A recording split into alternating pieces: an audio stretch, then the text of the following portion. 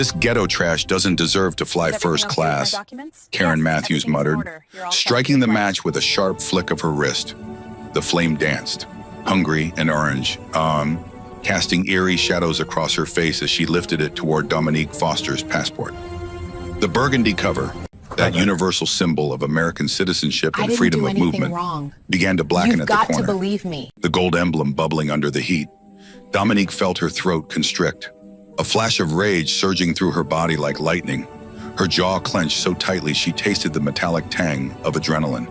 And for a split second, she imagined snatching her passport back and demanding accountability right there. But outwardly, she remained still, her face a carefully composed mask betraying none of the storm building inside her. The cacophony of O'Hare International Airport's Terminal 3 seemed to fade into silence. The usual symphony of announcements and rolling luggage replaced by the soft crackle of burning paper and the collective gasp of onlookers. The scent of singed plastic from the passport's biometric chip filled the air, acrid and wrong, mingling with the industrial cleaner and stale coffee that permeated the gate area. "Pick it up, honey.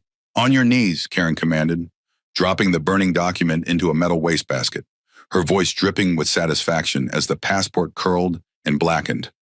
That's where trash belongs anyway. Rain lashed against the terminal's soaring windows, the gray Chicago morning matching Dominique's darkening mood.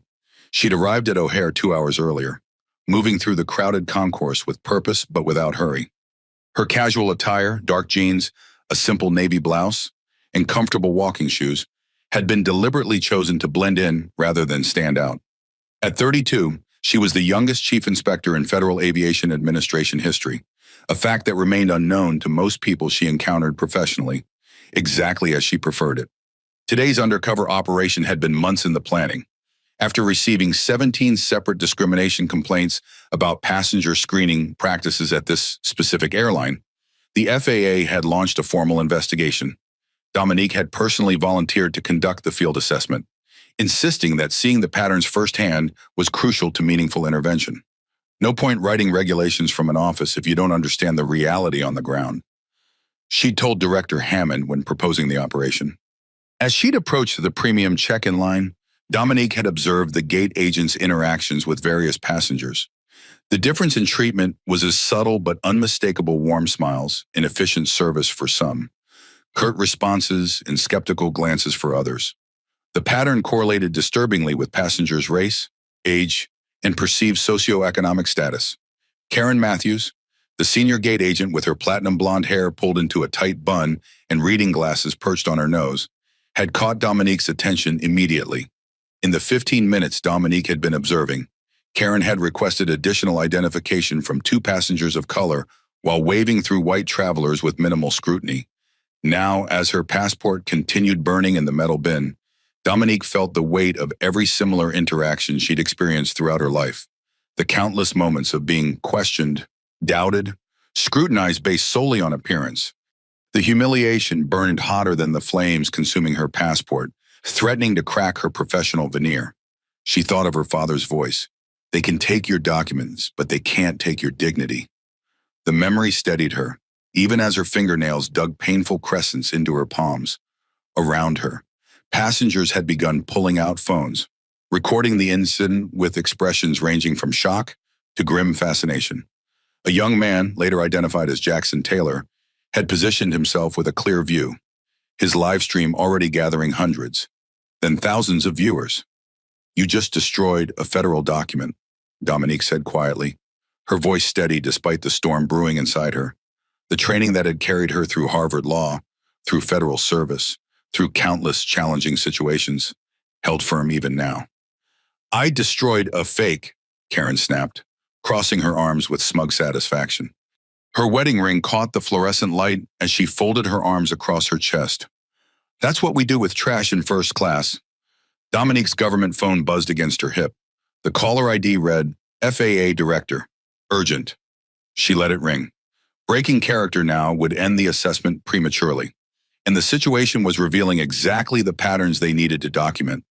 The smoke detector above the gate desk began to beep softly, triggered by the rising tendrils from the wastebasket. A maintenance worker approached with a fire extinguisher, but Karen waved him off dismissively.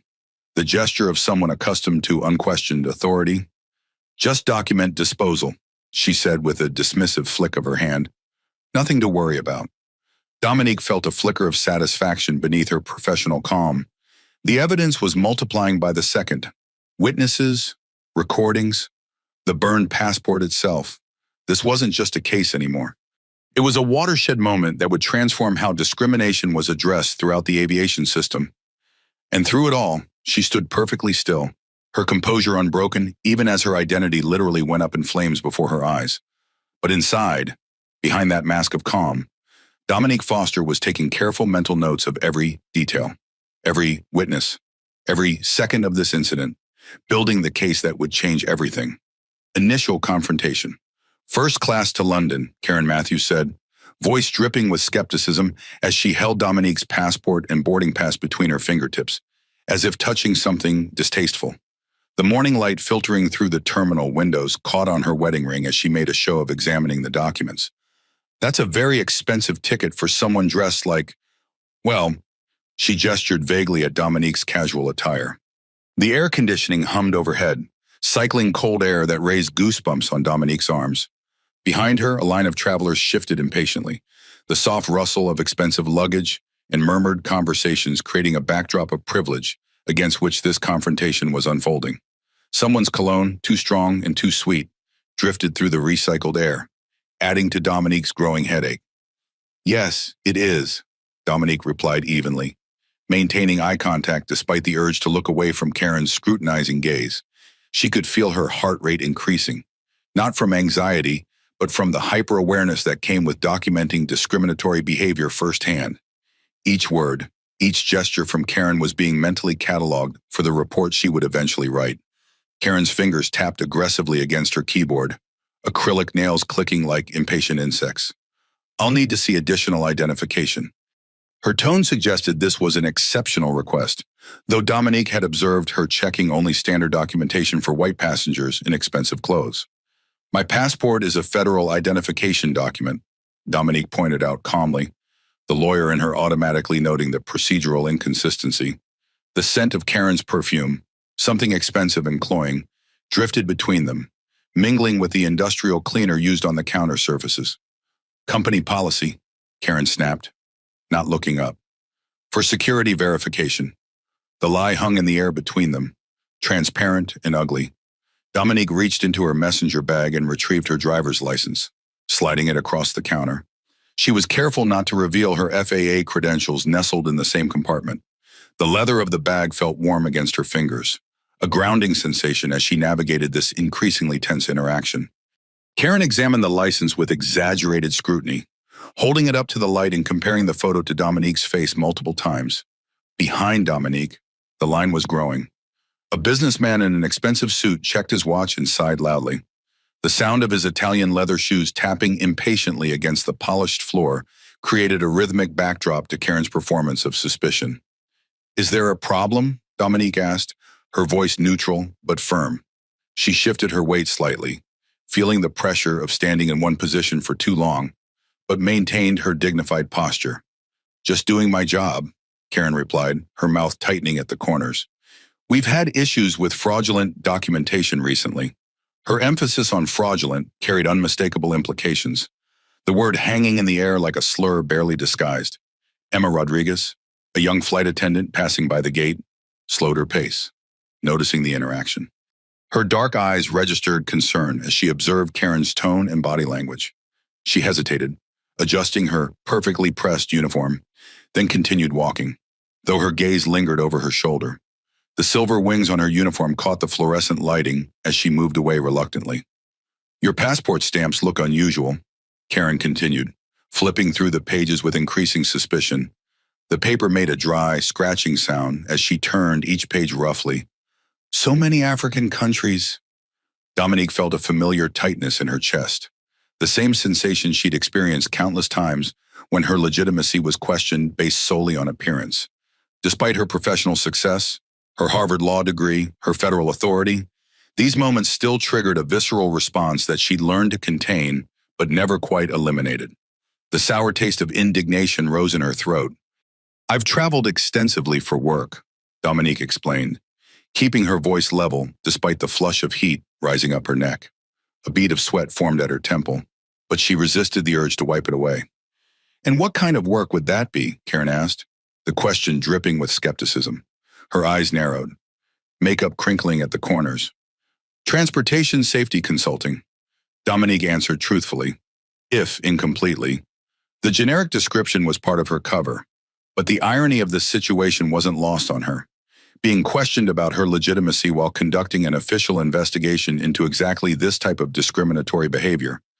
Karen pressed a button on her console, the small beep cutting through the ambient noise of the terminal. "I need a supervisor verification at gate B17, she announced, not taking her eyes off Dominique. Within moments, Richard Walsh appeared. At 55, his silver-streaked hair and crisp uniform projected authority, but the way he immediately leaned toward Karen, rather than addressing Dominique, spoke volumes about the power dynamics at play.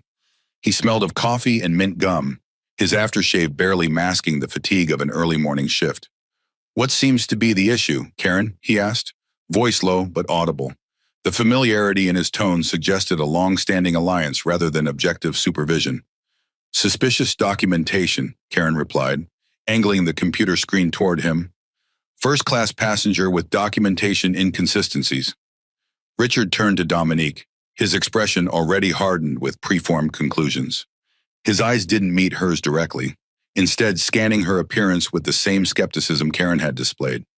"Ma'am, we take security very seriously at this airline."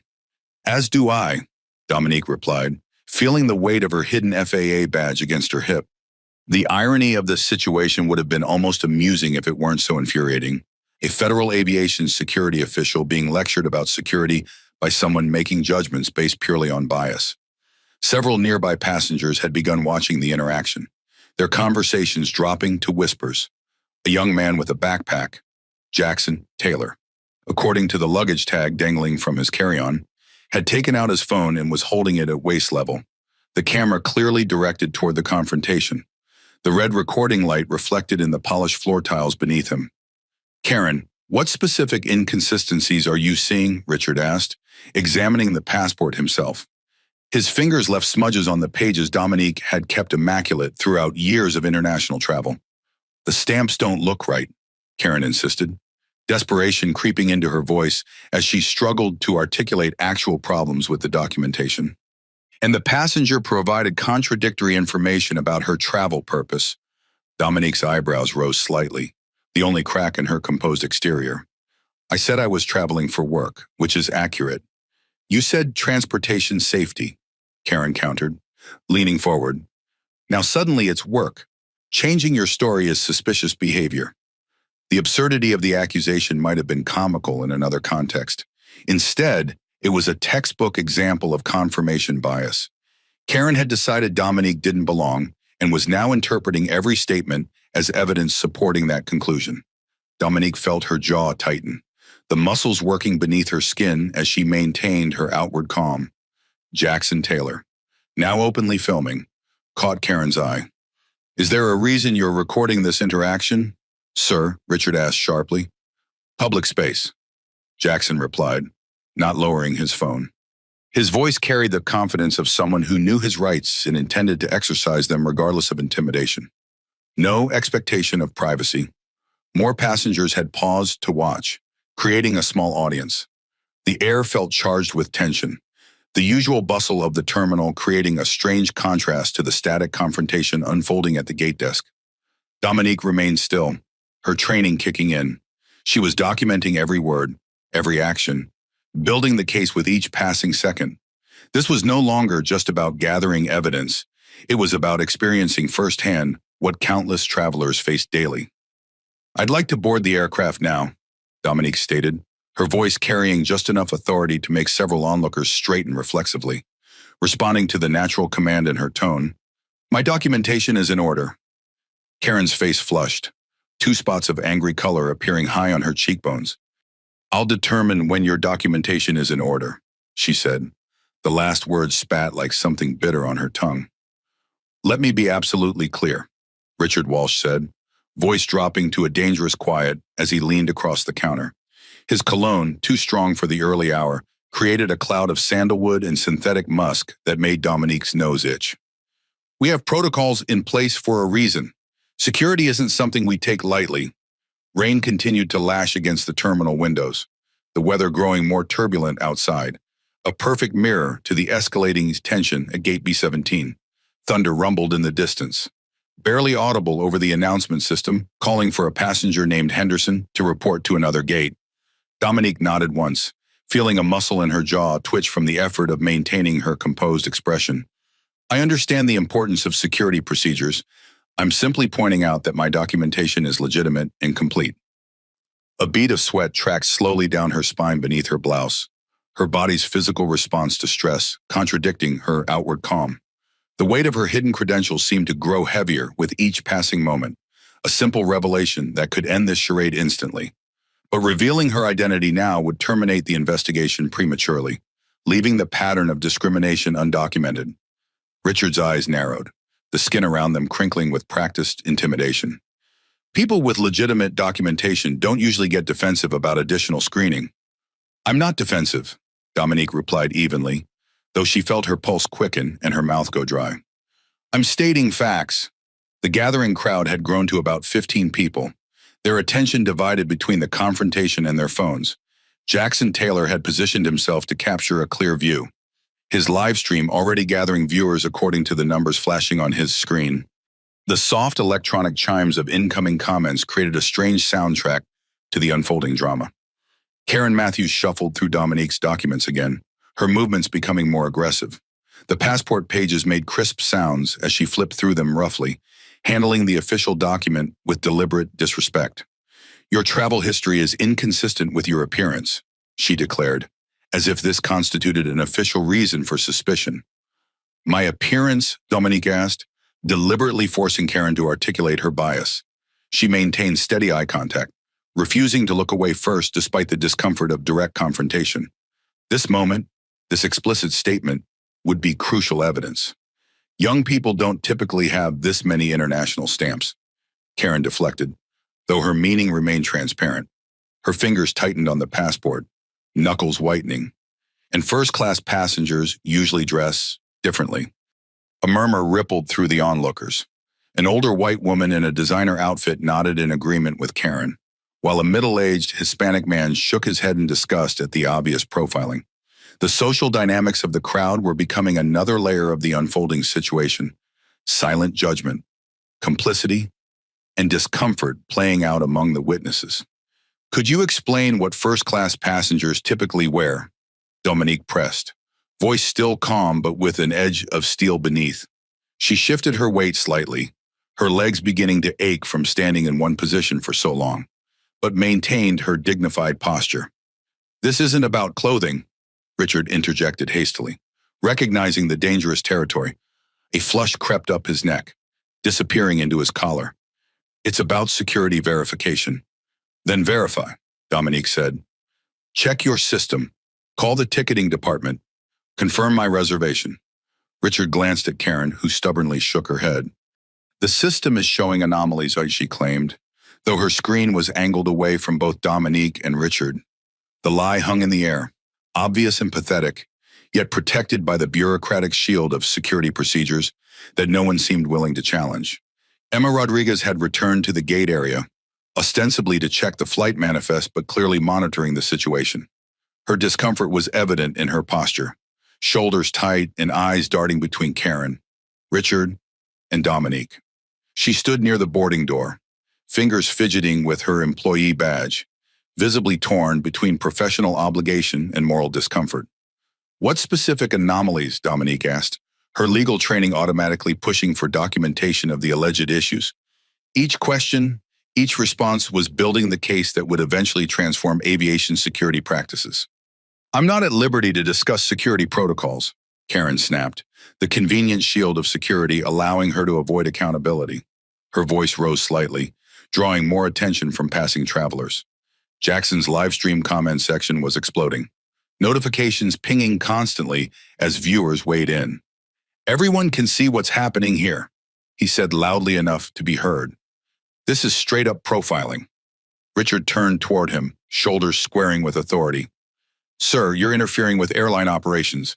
I'll have to ask you to stop recording. I know my rights, Jackson replied, standing his ground. His phone remained steady, documenting every moment of the escalating situation. And what I'm seeing is discrimination happening in real time. Dominique felt her phone vibrate in her pocket, likely Director Hammond, who would be monitoring the operation. She left it unanswered, recognizing that maintaining her cover was crucial for documenting the full extent of the discriminatory treatment. Breaking character now would end the assessment prematurely, and the situation was revealing exactly the patterns they needed to document. I'd like to speak with your manager, Dominique said to Richard, knowing the request would escalate matters further. Her stomach knotted with tension, a physical manifestation of the stress she refused to display externally. I am the manager on duty, Richard replied, his tone suggesting the conversation was over. He straightened his tie, a nervous habit that betrayed his growing discomfort with the situation. Karen had moved from examining the passport to actively searching for flaws, holding pages up to the light, running her finger over the biometric chip, scrutinizing the photo with exaggerated care. Her actions were performative now, designed to create the impression of legitimate concerns rather than addressing any actual issues. Sweat beaded along her hairline as she became increasingly desperate to justify her initial suspicions. The hologram doesn't reflect correctly, she announced triumphantly, though the passport's security features were functioning perfectly. And the paper texture feels off. Those are serious accusations, Dominique noted. Are you claiming my passport is counterfeit? I'm saying there are concerns, Karen hedged, unwilling to make a direct accusation that could be disproven. Her eyes darted toward Richard, seeking backup. More passengers had stopped to watch, including a pilot from another airline who frowned deeply at the interaction. The crowd now numbered nearly 30 people, many openly recording.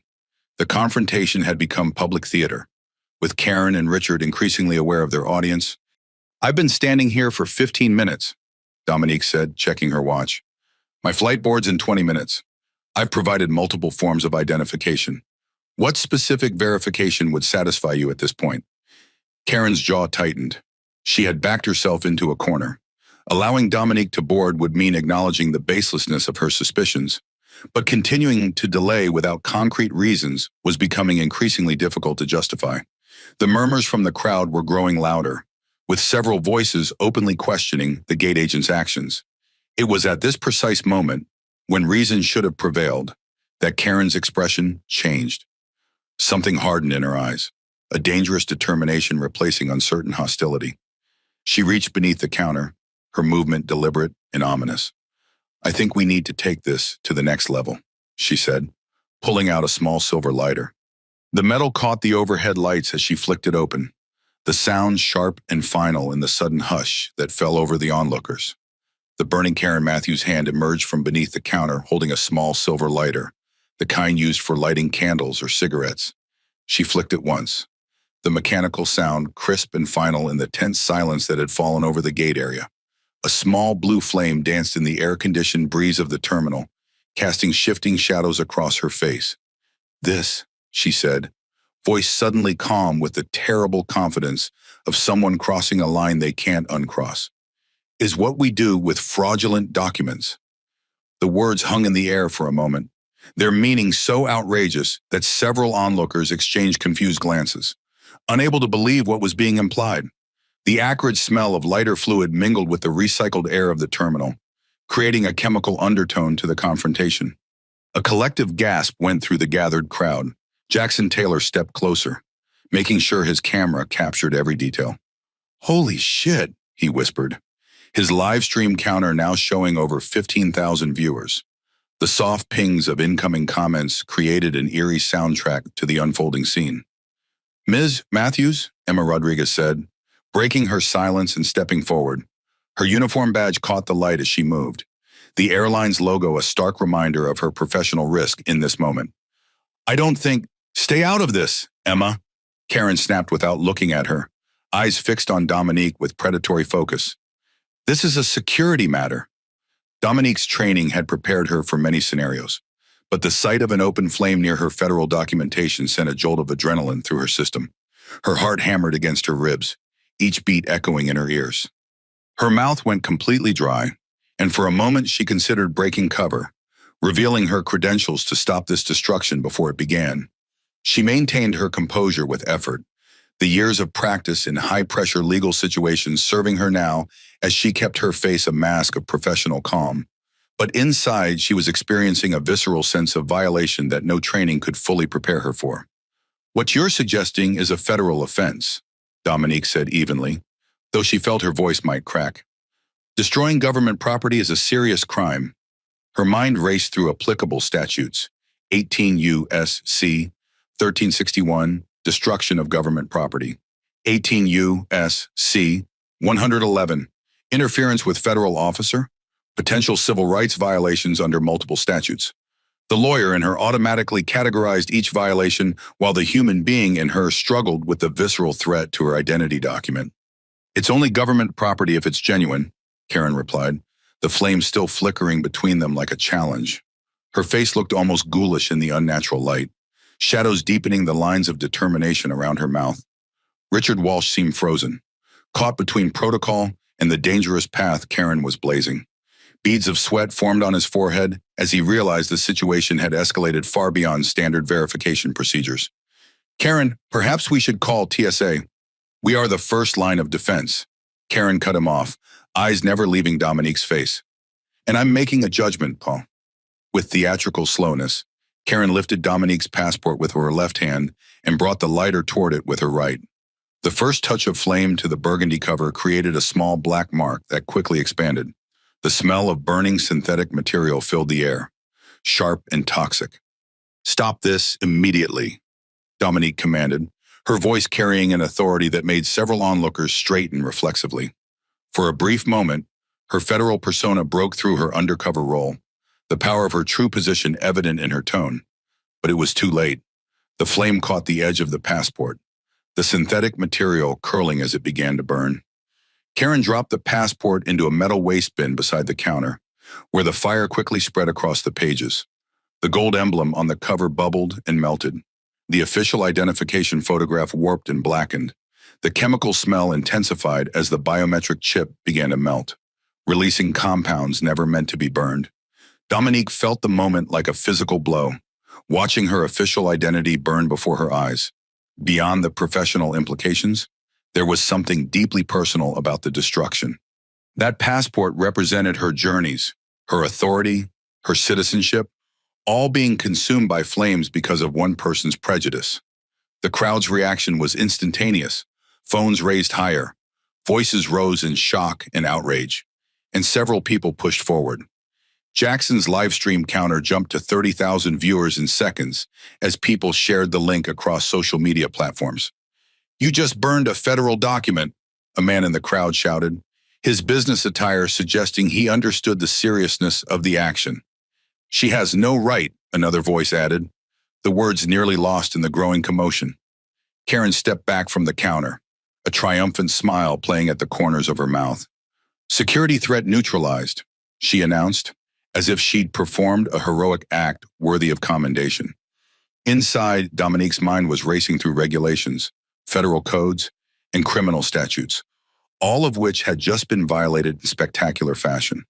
Her legal training cataloged each offense automatically, building the case that would eventually lead to profound consequences. Outwardly, she maintained a calm that unnerved even Karen, whose smile began to falter in the face of such composure.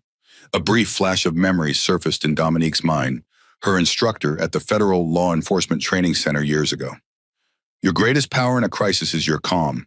When they expect reaction and get calculation, it unnerves them. Use that all." She was calculating now. Each second of this incident building a case so airtight that no corporate lawyer would find a defense. But beneath the professional assessment, a human reaction simmered.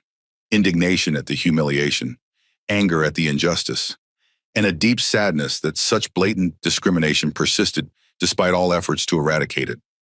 "My boarding pass, please," Dominique said, extending her hand with steady dignity despite the rage building inside her. Her fingernails pressed into her palm, the small pain a grounding force amidst the chaos. Karen hesitated, then pushed the boarding pass across the counter with unconcealed contempt. "This is also suspect," she declared, but you'll be stopped at the gate regardless. The passport continued to burn in the waste bin, smoke rising in a thin column that triggered a nearby smoke detector. A soft alarm began to sound, adding to the chaos. The acrid smell had spread through the gate area, causing several passengers to cover their noses and mouths. Emma Rodriguez had pulled out her phone and appeared to be texting frantically, her expression horrified.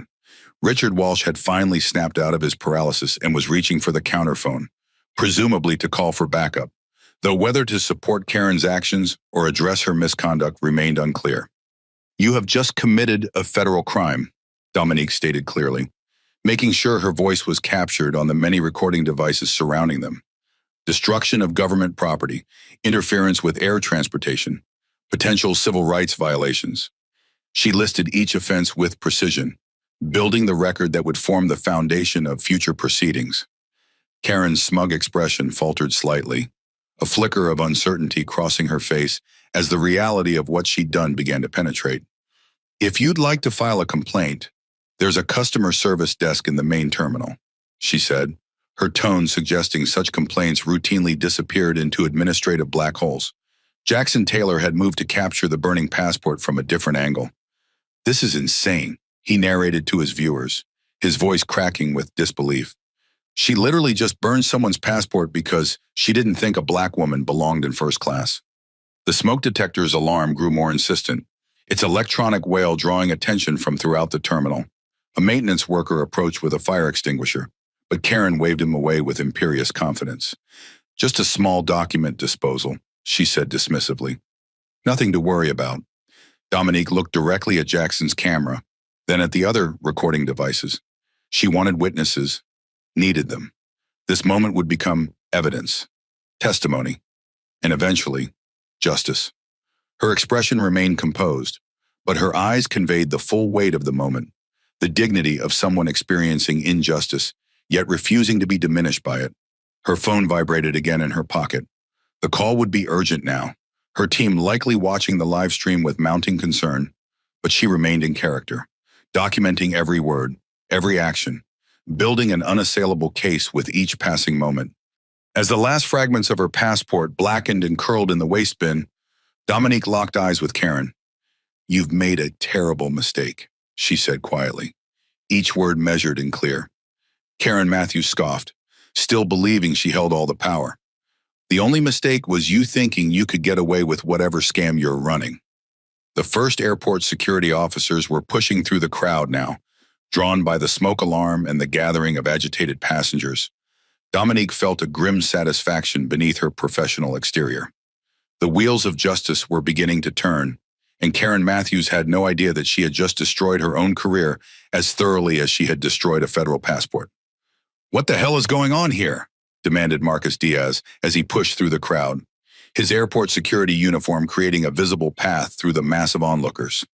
At 42, the Hispanic security officer carried himself with the confident authority of someone who'd handled everything from medical emergencies to bomb threats during his 15 years at O'Hare. His dark eyes took in the scene quickly, the smoldering waste bin, the tense standoff between Dominique and the gate agents, the forest of phones recording every moment. The terminal's usual soundtrack of announcements and rolling luggage had been drowned out by the persistent wail of the smoke detector and the growing murmur of shocked passengers. The air still carried the acrid smell of burned plastic and synthetic fibers, a chemical odor that clung to clothing and made eyes water. "Fraudulent documentation situation," Karen Matthews replied immediately, gesturing toward Dominique with a flick of her French manicured fingers. "This woman attempted to board with fake papers. I neutralized the security threat." Her voice carried the rehearsed confidence of someone who expected automatic belief. Her position behind the counter, a physical manifestation of the authority she assumed was unquestionable. The waste bin still smoldered between them, wisps of gray smoke rising from the charred remains of what had once been a valid federal passport. Small fragments of blackened paper clung to the metal edges, and the melted biometric chip had created a pool of solidifying plastic at the bottom. "She burned my passport," Dominique stated calmly, the steadiness of her voice contrasting sharply with the gravity of her words. "A legitimate United States federal passport." Marcus Diaz looked from the burning bin to Dominique to Karen, his expression shifting from professional neutrality to confusion. His hand instinctively moved toward the radio clipped to his belt, then stopped as he tried to process the unprecedented situation.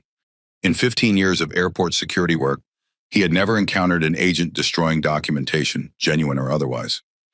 "You probably burned her passport," he asked Karen, seeking clarification for what seemed incomprehensible. A drop of sweat tracked down his temple as he realized the potential seriousness of what he was witnessing. "Standard procedure for fraudulent documents," Karen insisted, though no such procedure existed anywhere in airline or TSA protocols. She straightened her uniform blazer, an unconscious gesture of self-reassurance as doubt began to creep in around the edges of her certainty. Richard Walsh stepped forward, visibly uncomfortable with how the situation was unfolding. The overhead lights reflected off his balding head as he attempted to assert control over the deteriorating situation. "Officer Diaz, we had concerns about the authenticity of the passenger's documentation." "So you set it on fire?" Marcus asked incredulously, his voice rising with disbelief. Several nearby passengers nodded in agreement with his reaction, the crowd's sympathies clearly shifting toward Dominique. "The decision was made to neutralize potentially fraudulent federal documents," Richard replied, carefully avoiding specifying who had made that decision. His eyes darted nervously between Karen, Marcus, and the growing number of recording devices pointed in their direction. "Perhaps we should continue this discussion away from the gate area." Jackson Taylor's live stream had now surpassed 50,000 viewers, his commentary providing context for those just joining. "The gate agent just burned this woman's passport because she didn't think she belonged in first class. Airport security is here now. This is absolutely wild." His voice carried through the terminal, adding another layer of reality to the surreal scene unfolding at Gate B-17. Emma Rodriguez approached Marcus, her uniform crisp but her expression deeply troubled. She lowered her voice, though in the tense silence her words carried farther than intended. "Officer Diaz, I witnessed the entire incident. The passport appeared genuine to me. This escalated unnecessarily." Her hands trembled slightly as she spoke, the professional risk of contradicting her colleagues evident in her nervous glances toward Karen and Richard. Karen's head snapped toward Emma, her expression hardening with betrayal. "You are not qualified to authenticate documentation. Flight attendant," she said, the last word infused with unexpected venom, her face flushed with anger, 2 spots of color appearing high on her cheekbones. Marcus raised his hand for silence, years of crowd control experience asserting itself. The gold wedding band on his finger caught the light as he gestured for everyone to calm down. "Everyone needs to calm down." "Ma'am," he addressed Dominique, "I'll need to see any other identification you have." "Of course," Dominique replied, retrieving her driver's license from her messenger bag. She deliberately avoided reaching for her FAA credentials, maintaining her cover for now. The leather of the bag felt cool against her fingers, a small sensory detail that grounded her amid the chaos. Marcus examined the license carefully, his expression professional, but his eyes betraying concern at the escalating situation. He ran a thumb over the holographic security features, comparing the photo to Dominique's face with proper attention to detail rather than Karen's performative suspicion. "Ms. Foster, we'll need to verify your identity through our systems," Marcus said, his tone remaining neutral despite the unusual circumstances. "Would you be willing to come with me to our security office?" "I understand," Dominique said with a nod. She knew security protocols required them to investigate when documentation issues arose. Regardless of how those issues had been created, the irony wasn't lost on her. Being escorted to security after having her federal credentials destroyed by the very person claiming to enforce security, Karen's triumphant smile returned, her posture straightening with vindication. "See, even security recognizes something's wrong." "Ma'am, and I didn't say anything was wrong," Marcus corrected firmly, his professional demeanor hardening. "I said we need to verify, which is standard procedure." He turned back to Dominique. "I apologize for the inconvenience." "The only inconvenience," Dominique replied clearly, her voice carrying to the edge of the crowd, "was having my federal passport destroyed without cause." The gathered passengers murmured in agreement, many nodding at the obvious truth of her statement. The social dynamics had shifted completely. What had begun as one woman being questioned had transformed into a public referendum on abuse of authority. Karen's power, so absolute moments ago, was eroding with each passing second. As Marcus prepared to escort Dominique away, Emma Rodriguez stepped forward again, handing Dominique a bottle of water from her flight bag. "I'm sorry about this," she said quietly, genuine regret evident in her expression. Karen immediately intervened, her voice sharp with authority. "Officer Diaz, I'd like that noted in your report. Airline staff should not be providing comfort to security suspects." Marcus Diaz's professional demeanor cracked slightly, his eyebrows drawing together in disbelief. "Ms. Matthews, offering water is not a security violation, and Ms. Foster is not a suspect of anything at this point." The crowd had continued to grow, passengers from neighboring gates drawn by the commotion and the lingering smell of smoke. Airport operations staff had arrived and were attempting to disperse the onlookers, with limited success. The red uniforms of the customer service team created splashes of color in the sea of travelers, their urgent whispers suggesting the situation had escalated beyond standard protocol. "I'm going to file an official complaint," a woman in the crowd called out, her business attire and confident demeanor suggesting someone accustomed to being heard. "I saw the whole thing. That was straight-up discrimination." "Me too," added an elderly man with a European accent, his silver hair contrasting with his angry flush. "Disgraceful behavior. I've never seen anything like it in 40 years of traveling." Karen's confidence wavered momentarily as the public sentiment solidified against her.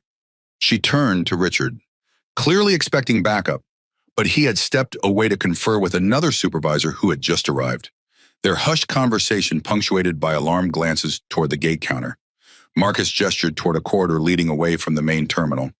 "Ms. Foster, if you'll come with me, we can sort this out more privately." Dominique nodded and began walking beside him, maintaining her composed demeanor despite the stares of dozens of passengers. Her training had prepared her for maintaining cover under pressure, but the experience of being treated as suspicious, of having her identity literally burned before her eyes, affected her more deeply than she had anticipated. A tightness had settled in her chest, a physical manifestation of the humiliation she had just endured. As they walked, Marcus spoke quietly, professional courtesy overriding procedural coldness. "Just so you know, ma'am, what happened back there is not standard procedure. Not by any definition." "I'm aware," Dominique replied simply, appreciating his acknowledgement while maintaining her undercover role. Jackson Taylor's voice rose above the crowd one last time as they departed. "They're taking her to security now. Share this stream. People need to see what's happening." Karen Matthews watched them go, her expression still reflecting defiance despite the growing unease evident in her posture.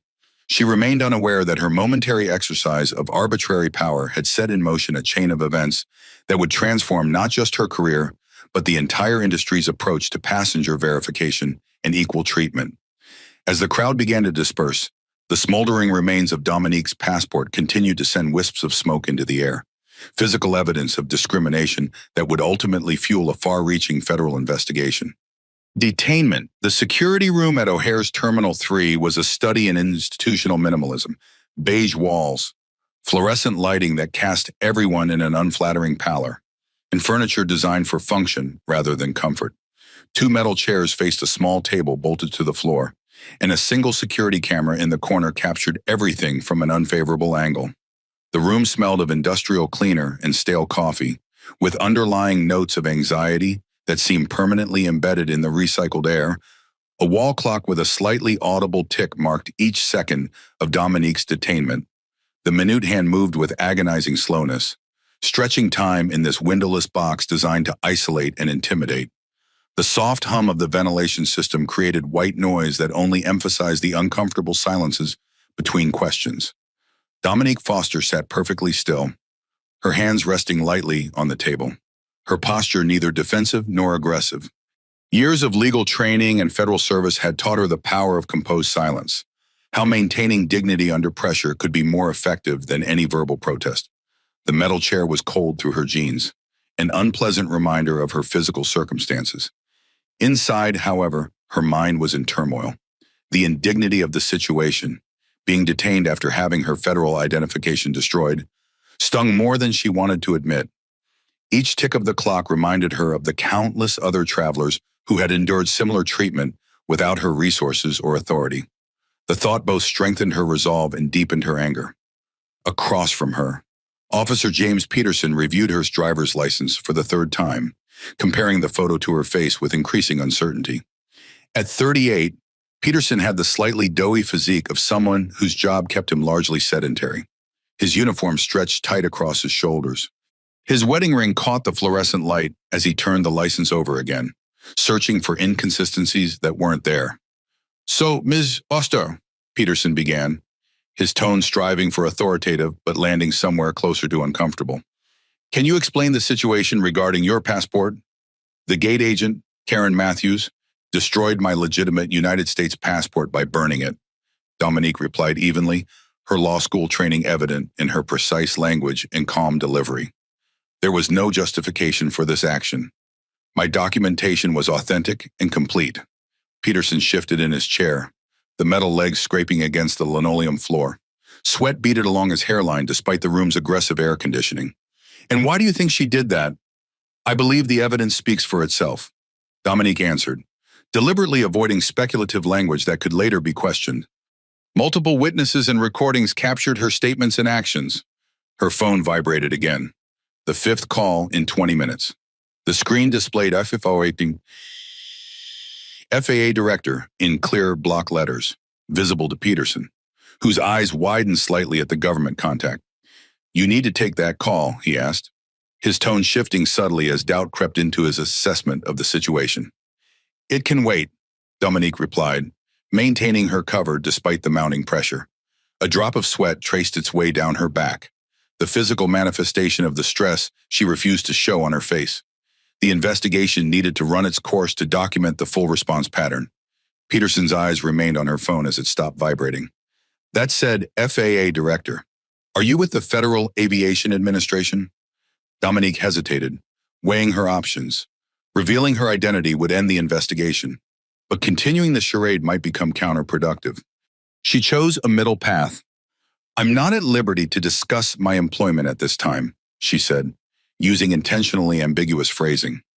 Her heart rate increased slightly, knowing she was approaching the edge of her cover story without technically breaking it. Doubt had firmly taken root in Peterson's expression. The script he'd been mentally following, suspicious traveler, potential documentation fraud, was beginning to fray at the edges. People with fake identification generally didn't receive calls from federal directors. His jaw worked silently as he recalibrated his approach. "Ms. Foster, cooperation would help us resolve this situation quickly," he tried, falling back on standard protocol language. The fluorescent lights buzzed overhead, creating a subtle soundtrack to the increasing tension. "I am cooperating," Dominique pointed out, the precision of her language highlighting the absurdity of his statement. "I provided my driver's license, answered your questions, and complied with all security directives. The lack of resolution stems from the fact that my primary identification document was destroyed by your colleague's airline partner." A memory surfaced in Dominique's mind with vivid clarity, her first experience with profiling. Age 16. Shopping with friends at an upscale mall in Chicago. The security guard following only her. The pointed questions about whether she could afford the items she was examining. The humiliation burning her cheeks while her white friends watched in uncomfortable silence. The smell of the mall's perfume counter. The too bright lighting. The eyes of other shoppers all came flooding back with visceral clarity. She could still recall her father's reaction when she told him later, not anger, but a quiet sadness and then practical guidance. "Document everything. Remember every detail. That's how we change things." It was advice that had shaped her career choice, leading her from that teenage humiliation to Harvard Law and eventually to the FAA. The parallel was unmistakable. Then, as now, she had maintained her dignity while being treated as inherently suspicious. Then, as now, her mere presence in a space had been treated as requiring justification. The pain of that memory tightened her chest momentarily, but she breathed through it, returning to her professional calm. Peterson consulted his notes again, the pages making soft rustling sounds in the quiet room. "The gate agent claims your passport showed signs of tampering. The gate agent made that claim without evidence, then destroyed the very document that would have proven her wrong." Dominique replied, her logic piercing through the absurdity of the situation. That's not security protocol. That's destruction of evidence. Peterson's radio crackled to life, the sudden noise startling in the tense quiet. Peterson, update on situation BT-47. He stepped away from the table, turning slightly as if that might prevent Dominique from hearing his response. His uniform creaked as he moved, the sound of synthetic fabric under tension. Still interviewing the subject. Situation unclear. Documentation issue complicated by agent intervention. Stand by for supervisor. The radio squawked back, the electronic distortion making the voice sound mechanical and distant. Dominique's phone vibrated again. This time, she glanced at it meaningfully, allowing her federal authority to seep into her expression for the first time. Officer Peterson, I believe this situation is about to change significantly. It might be in everyone's best interest if I answer this call. Ma'am, we're in the middle of a security interview, Peterson replied, though his conviction had visibly weakened. A bead of sweat tracked down his temple, betraying his growing uncertainty. And I'm trying to prevent this from escalating further, Dominique countered, her tone suggesting knowledge of consequences Peterson couldn't begin to imagine. But that choice is yours. A knock at the door interrupted their standoff. The sound echoed in the small room, making Peterson jump slightly. Marcus Diaz entered, followed by a man in a crisp suit whose airport credentials identified him as Samuel Price, Director of Airport Operations. Price carried himself with the careful precision of someone whose day had just taken a catastrophic turn, his normally confident stride now measured and cautious. Officer Peterson, Price said tersely, I need a word outside. The lines around his mouth had deepened since the incident began, stress etching new patterns into his face. As Peterson left the room, Dominique heard Samuel Price's urgent whisper. We may have a major situation developing. There's a possibility the passenger is a federal. The door closed, cutting off the rest of the sentence. But Dominique knew her cover was beginning to unravel. Director Hammond would have initiated protocols the moment the live stream showed her passport being destroyed. The institutional machinery of federal response was now in motion, invisible but inexorable. Alone momentarily, Dominique allowed herself a deep breath, her first moment of genuine reaction since the incident began. She rolled her shoulders, feeling the tension that had built up as physical knots beneath her skin. The anger she'd suppressed, the indignity she'd endured, the professional composure she'd maintained, all had exacted a physical toll that would eventually need release.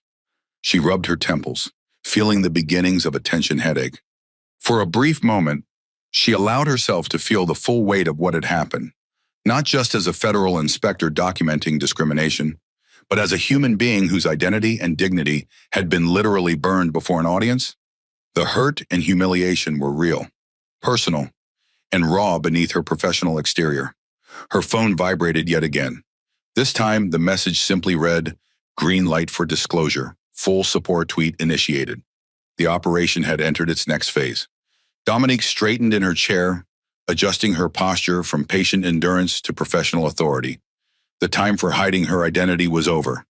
Now would come the reckoning, not just for Karen Matthews, but for a system that had allowed such discrimination to flourish unchecked. As footsteps approached the door, Dominique mentally prepared for the transition from subject to authority. Her expression shifted subtly, her eyes hardening with federal purpose as she prepared to reveal exactly who had been detained, questioned, and humiliated at O'Hare International Airport. Jackson Taylor's thumbs flew across his phone screen, the glass surface slick with nervous sweat as he responded to the flood of comments pouring in on his live stream. "No, I'm still at the gate," he narrated for his now 400,000 viewers, his voice cracking with the adrenaline of unexpected internet fame. "They took her to security, but I'm staying right here to document what happens next."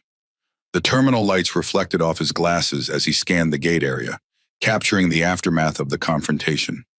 Karen Matthews remained at her post, though her earlier confidence had visibly dimmed. She moved stiffly, avoiding eye contact with passengers who continued to film and comment on the incident.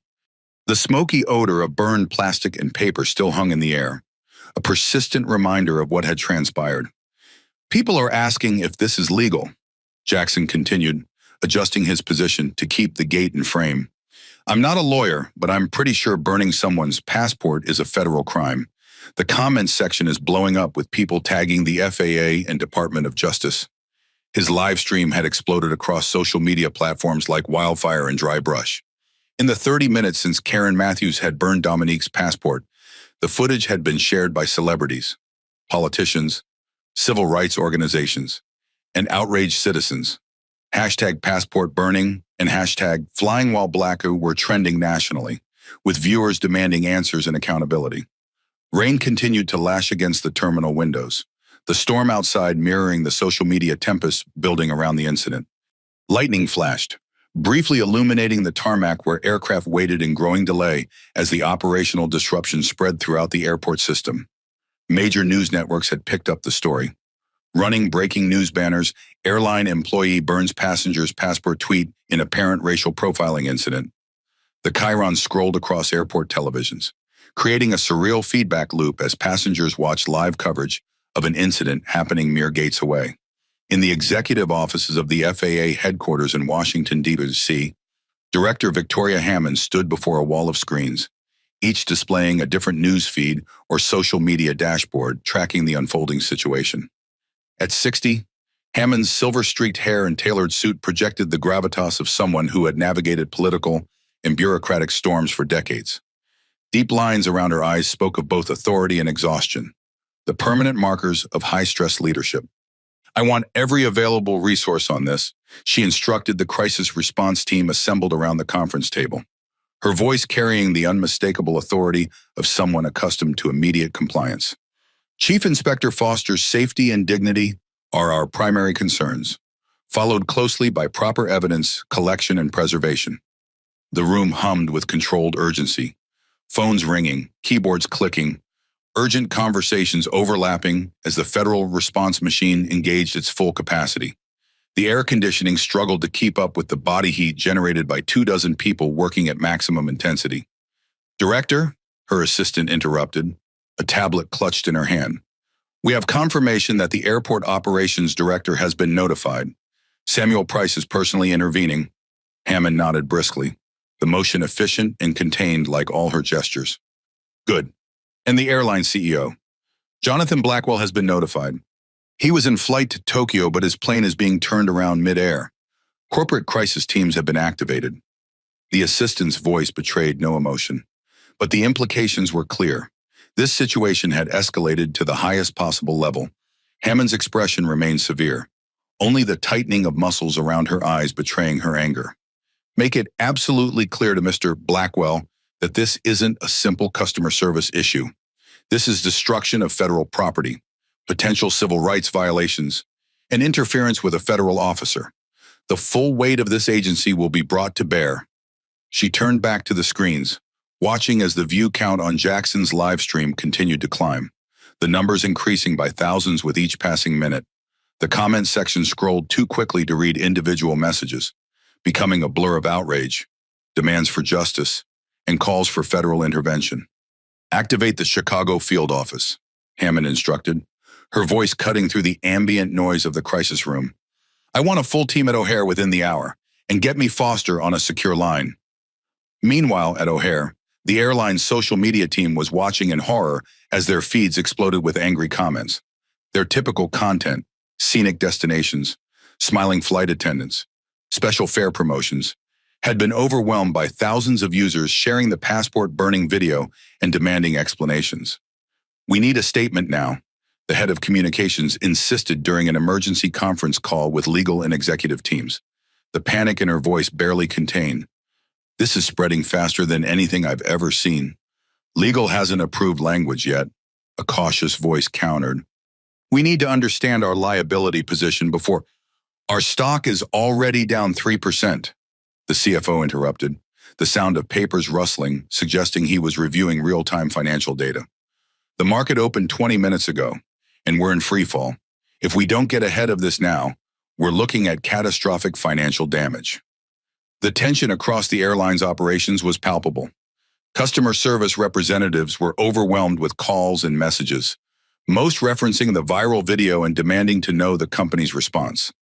Gate agents at other airports had begun receiving questions from concerned passengers about whether document burning was standard procedure, a question so absurd it would have been comical under different circumstances. Back at Gate B-17, Emma Rodriguez was being questioned by her supervisor, a tight-lipped woman named Stephanie, who had arrived breathless and pale-faced after receiving urgent calls from corporate headquarters. They stood in the jet bridge, away from passenger view, but still within earshot of Jackson's ongoing commentary. "Tell me exactly what you saw," Stephanie demanded, her tablet poised to record Emma's statement. Her blouse was buttoned incorrectly in her haste to reach the gate, a small detail that spoke volumes about the chaos spreading throughout the organization. "Karen Matthews burned a passenger's passport," Emma replied simply, refusing to soften the truth despite the professional risks. She claimed it was fraudulent without performing any system verification. "When I tried to intervene, she ordered me to stay out of it." "And did the passport appear fake to you?" Stephanie pressed, searching for any defense that might mitigate the growing disaster. Her fingers tapped nervously against the tablet case, creating a soft, rhythmic counterpoint to their conversation. "No," Emma said firmly, standing straighter despite her fatigue from what had already been a long day. "It looked completely legitimate, and even if there had been concerns, burning federal documentation is never appropriate." Stephanie's face fell further. "The passenger, do you know who she is?" "There are rumors. I don't know her identity beyond the name on her boarding pass," Emma admitted. "But regardless of who she is, what happened was wrong." As they spoke, Jackson continued his live stream commentary, having appointed himself the unofficial chronicler of the unfolding drama. "Karen Matthews is still at the gate, but they've brought in replacements to actually process passengers. Nobody's saying anything official yet, but you can tell from their faces this is serious." The comments scrolling across his screen had become a torrent of reactions from around the world. "This is absolutely disgusting. I'm canceling my flight with them tomorrow. Federal crime caught on video. She's going to jail. My sister had the same thing happen last year, but nobody filmed it. This happens all the time. Someone needs to find out who that passenger is and make sure she's okay." In the Airport Operations Center, a nerve center tucked away from public areas, Samuel Price was facing the most serious crisis of his 20-year career. Multiple screens showed the viral video from different angles, news coverage, and a rapidly declining stock ticker for the airline in question. His phone had not stopped ringing since the first alert had reached his desk. "I need everything we have on Karen Matthews," he instructed his assistant, pacing the length of the control room as streams of data flowed across monitoring stations. Employment history, complaint records, performance reviews, everything. "Already pulling it, sir," the assistant confirmed, fingers flying across her keyboard.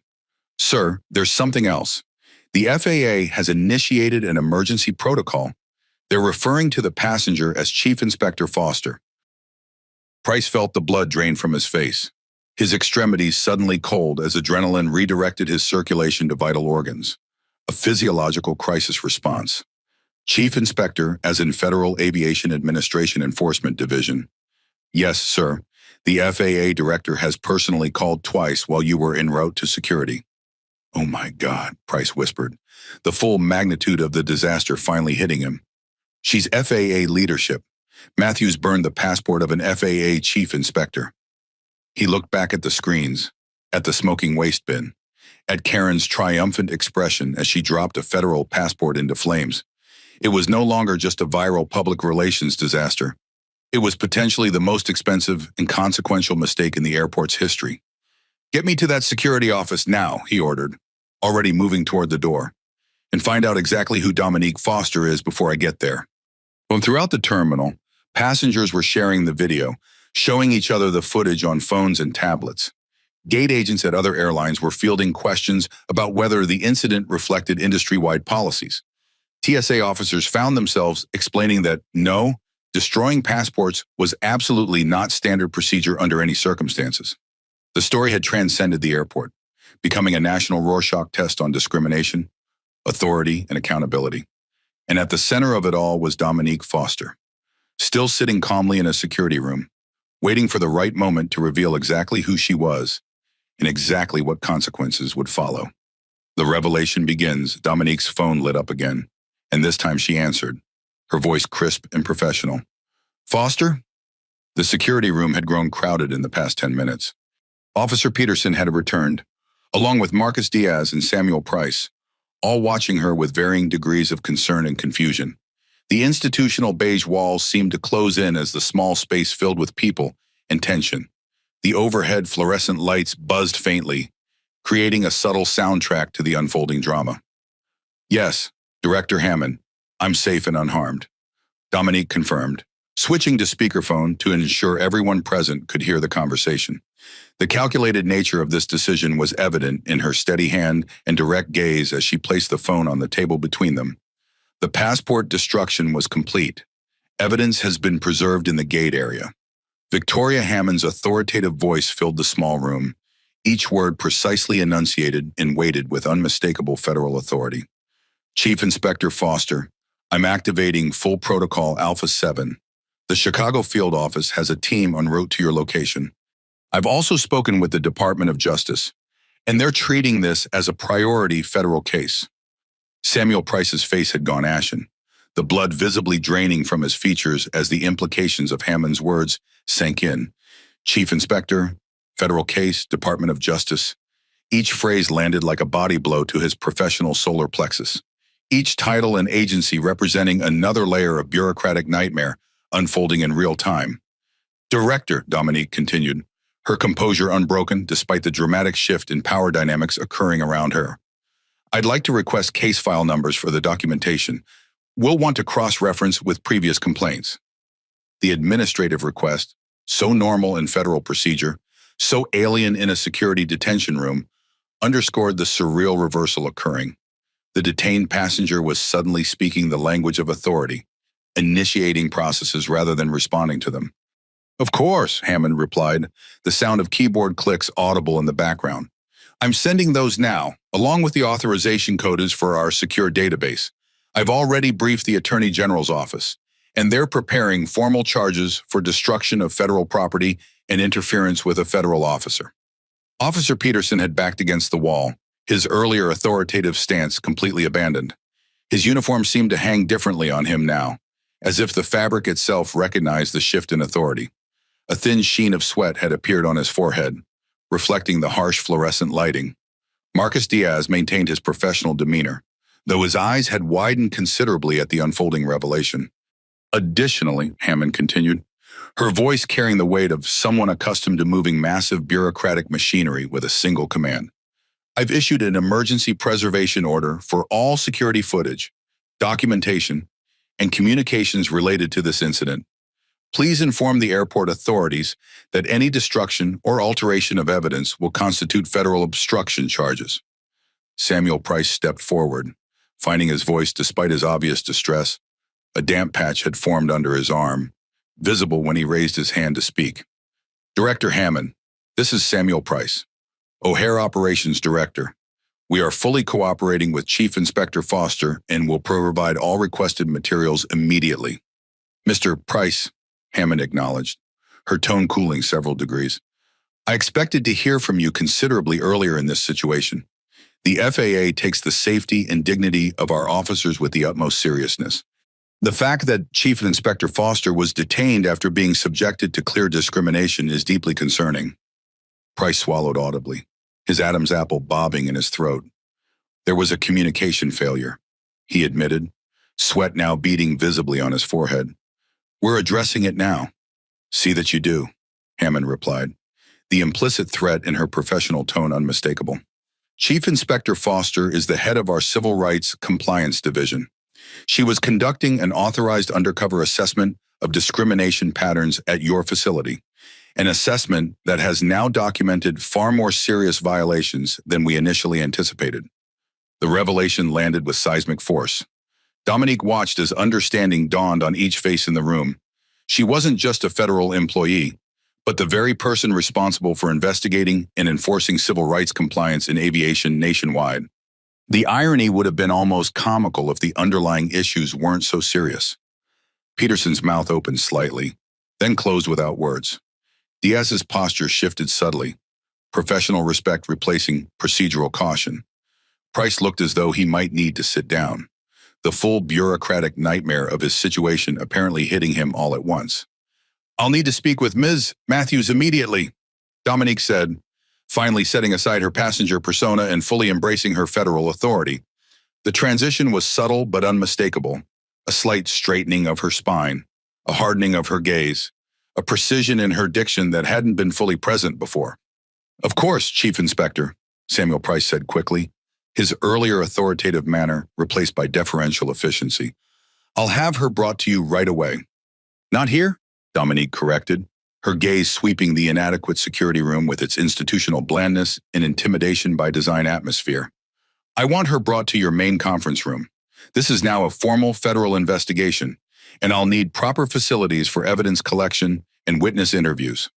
Price nodded rapidly, anxiety making his movements jerky and uncoordinated. "The executive conference room is being prepared as we speak. We have secure computer access, recording capabilities, and privacy." "Excellent." Director Hammond's voice came through the speaker. "Chief Inspector Foster, your credentials and badge are being brought by the Chicago team. Until then, Mr. Price will ensure you have full cooperation." "Understood, Director," Dominique replied. "I'll report again once initial evidence collection is complete." She ended the call and looked directly at Samuel Price, the full weight of federal authority now evident in her steady gaze. The woman who had been treated as suspicious, who had watched her passport burn, was now revealed as someone with the power to fundamentally transform airport operations through regulatory enforcement. "Mr. Price, I believe it's time we had a frank discussion about what happened at your airport today." Price nodded, his earlier bureaucratic confidence completely evaporated, replaced by the tense alertness of someone who recognized an existential threat to his career. "Of course, Chief Inspector. Whatever you need. First, I need the remains of my passport collected and properly preserved as evidence. Second, I need all security footage from Gate B-17 and surrounding areas secured. Third, I need complete personnel files for Karen Matthews, Richard Walsh, and anyone else who participated in or witnessed the incident." Dominique stood, and despite her casual clothes, her authority now filled the room completely. The transformation was remarkable. The same woman who had been treated with suspicion and contempt an hour earlier now commanded immediate respect and compliance. The power hadn't come from a uniform or badge, but from the unmistakable presence of someone accustomed to wielding significant authority. As she rose, a wave of emotions briefly threatened to overwhelm her professional demeanor. Vindication mingled with lingering humiliation, satisfaction with residual anger. For a moment, she felt the full weight of the personal indignity she'd endured alongside the professional violation. The memory of watching her passport burn, of being questioned and detained, remained raw beneath her composed exterior. "And Mr. Price," she added, her voice level but unyielding, "I want a full account of how a passenger at your airport could have their federal documentation burned with no intervention from airport security, airline management, or operations staff. The systemic failures that allowed this to happen are as concerning as the incident itself." Price swallowed hard, a bead of sweat tracking from his temple down to his jaw. "Yes, Chief Inspector, I'll have a complete report for you within the hour." As they prepared to leave the security room, Dominique turned to Officers Peterson and Diaz. "Gentlemen, I'll need statements from both of you as well. Officer Diaz, I appreciated your professionalism during a difficult situation." Peterson looked at the floor, unable to meet her eyes, but Diaz straightened and nodded. "Thank you, Chief Inspector. I'm sorry for what happened today." "Don't be sorry, Boisty," Dominique replied, her tone softening slightly for the first time. "Be part of the solution. This incident isn't just about one gate agent's actions. It's about a system that allowed those actions to occur without safeguards or intervention." As they walked through the terminal toward the administrative offices, Dominique was acutely aware of the stares and whispers following them. The word had spread quickly. See, the passenger whose passport had been burned was actually a federal inspector. Travelers pointed, whispered behind hands. Some even applauded quietly as she passed. Her phone vibrated with a text message from Director Hammond. "Chicago team 5 minutes out. Full federal response initiated. You have complete operational authority. Make it count." Dominique allowed herself the smallest smile, not of satisfaction, but of grim determination. Karen Matthews had wanted to demonstrate her power by burning a passport. Now she would learn what real authority looked like. Authority backed not by petty prejudice, but by federal law and a commitment to justice that could not be burned away. The executive conference room at O'Hare International Airport exuded corporate gravitas. Leather chairs arranged around a polished mahogany table large enough for 20 executives. floor-to-ceiling windows overlooking the runways where aircraft taxied in endless choreography. Original artwork adorned walls painted in muted earth tones, and soft recessed lighting created an atmosphere of power and decision-making. It was a room designed for authority, for decisions that affected thousands of travelers daily. The contrast with the small security detention room where Dominique had spent the last hour was stark and deliberate, physical manifestations of power hierarchies that governed airport operations. Today, the room served a different purpose. Evidence bags containing the charred remains of Dominique's passport were arranged on the table, the blackened fragments carefully collected and preserved by federal evidence technicians who had arrived with remarkable speed. The acrid smell still clung to the plastic evidence bags, a persistent reminder of the incident's physical reality. Multiple screens displayed security footage from different angles, all showing the same damning sequence: Karen Matthews producing the lighter, the deliberate burning, the smug satisfaction afterward. The high-definition cameras had captured every expression, every word, creating an unassailable record of what had transpired. Dominique stood at the head of the table, having changed from her casual travel clothes into the professional attire brought by the Chicago field team. Her navy blue blazer bore the FAA insignia, and the golden badge clipped to her belt caught the light with unmistakable federal authority. The transformation was complete, from targeted passenger to federal investigator, from victim to authority. For a brief moment, as she adjusted her credentials, Dominique felt a profound emotional shift. The woman who had been humiliated and dismissed was now fully revealed in her true role. The memory of Karen's contemptuous expression flashed in her mind, contrasting sharply with the deferential treatment she was now receiving. The juxtaposition created a bittersweet satisfaction, vindication mixed with the lingering sting of personal humiliation. The door opened, and Agent Michael Foster entered, carrying a leather portfolio embossed with the Department of Justice seal. Tall and methodical, with the careful movements of someone accustomed to handling sensitive materials. He moved with the controlled efficiency that characterized federal operations. "Chief Inspector," he said, handing her the portfolio, "your credentials, replacement identification, and the preliminary case documentation." "Thank you, Agent Foster," Dominique replied, opening the portfolio to reveal her complete federal identification package, the same type of government-issued credentials that Karen Matthews had dismissed and destroyed. The irony wasn't lost on anyone in the room. Samuel Price shifted uncomfortably in his seat, while the airline's hastily assembled response team, legal counsel, HR director, and communications manager, exchanged worried glances. "Ms. Matthews is waiting outside," Samuel informed her, his voice carefully neutral, though beads of sweat still gathered at his temples. Dominique nodded, reviewing the documents before her. The weight of the portfolio felt reassuring in her hands, tangible evidence of the authority that had always been hers, regardless of Karen Matthews' assumptions. "Before we bring her in, I'd like to clarify a few points." She looked up, her gaze steady and penetrating as she surveyed the room's occupants. The airline representative straightened unconsciously, responding to her natural authority despite her relatively young age. "The FAA has been investigating discrimination complaints at this airport for the past 7 months. 17 separate incidents involving profiling, excessive documentation scrutiny, and disparate treatment were reported to my office."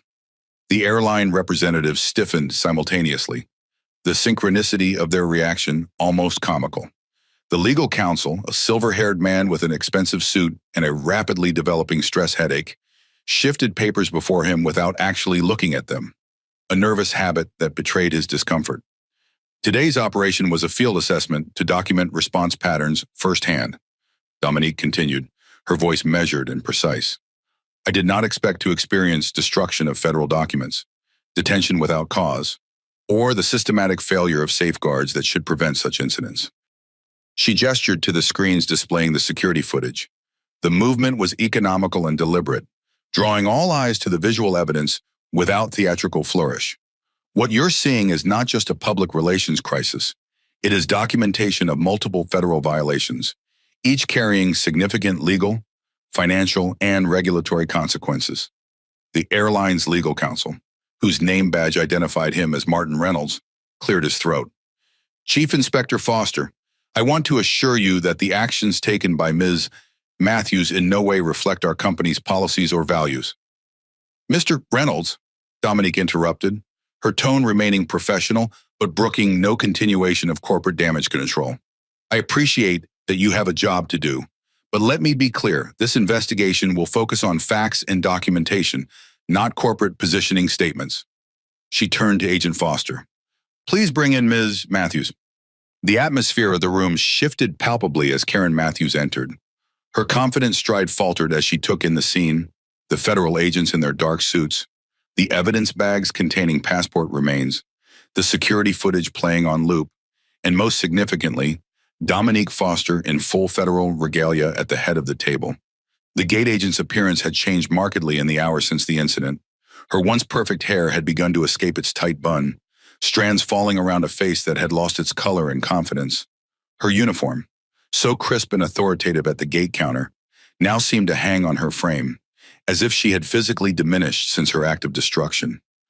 Ms. Matthews, Dominique said, her voice neutral but carrying unmistakable authority. Please take a seat. Karen remained standing, her eyes darting between faces as the reality of her situation began to sink in. The fluorescent lighting caught the sheen of sweat on her forehead as she struggled to process the transformation of the woman she had humiliated. What is this? Why am I here? You're here. Oh, Mom, Dominique explained calmly. Because approximately 2 hours ago, you destroyed a United States federal passport belonging to a federal officer conducting an official investigation. That action violated multiple federal statutes and is the subject of a formal Department of Justice inquiry. She gestured again to the chair. Please sit down. This will take some time. Karen sank slowly into the chair, her earlier bravado evaporating like morning mist under a harsh sun. The leather creaked beneath her weight, unnaturally loud in the tension-filled room. I don't understand. You're saying you're a federal agent? That can't be right. Chief Inspector Dominique Foster, she replied, sliding her credentials across the table's polished surface. Federal Aviation Administration, Civil Rights Compliance Division. I was conducting an authorized undercover assessment of discrimination patterns in passenger processing. Karen stared at the credentials, then at Dominique, disbelief warring with dawning horror on her face. The laminated federal ID reflected the overhead lights, the official seal and Dominique's photograph, both unmistakably genuine. But you didn't look like what? Ms. Matthews, Dominique asked, letting the question hang in the air, forcing Karen to confront the bias implicit in her unfinished sentence. Dominique felt a tightness in her chest as she watched Karen struggle with the reality of her assumptions, a mixture of professional satisfaction and personal vindication washing over her. Karen fell silent, her lips pressed into a thin line as the implications of her actions began to crystallize. Outside, lightning flashed, momentarily illuminating the conference room in stark white light, followed by a roll of thunder that seemed to emphasize the gravity of the moment. For the record, Dominique continued, activating the recording system built into the conference table with a practiced motion. I am Chief Inspector Dominique Foster, badge number 4782, Federal Aviation Administration. This is an official investigation into federal violations occurring at O'Hare International Airport on this date. The red recording light blinked steadily, a technological witness to everything that would follow. Dominique turned her attention fully to Karen, who seemed to shrink under her gaze. Ms. Matthews, you deliberately destroyed a United States passport using an open flame. That passport was genuine, government-issued, and belonged to a federal officer. Can you explain your actions? Karen looked desperately toward the airline representatives, seeking support or direction, but found only carefully neutral expressions. The corporate solidarity she had expected was notably absent. She was on her own, abandoned by the very system that had empowered her discriminatory behavior. I had concerns about the documentation, she managed, her voice lacking its earlier confidence. Her hands twisted in her lap, fingernails digging into palms, a physical manifestation of her internal distress. What specific verification procedures did you follow to validate those concerns? Dominique asked, her legal training evident in the precise framing of her question. Karen shifted in her seat, the leather squeaking softly. Visual inspection showed irregularities. What irregularities specifically? The hologram didn't reflect correctly, and the paper texture felt wrong. The excuses sounded hollow even to Karen's own ears. Transparent fabrications crumbling under federal scrutiny. Dominique nodded, making notes in a leather-bound notebook. The scratch of her pen against paper was the only sound for several seconds. Did you attempt to verify these concerns using your computer system? There wasn't time.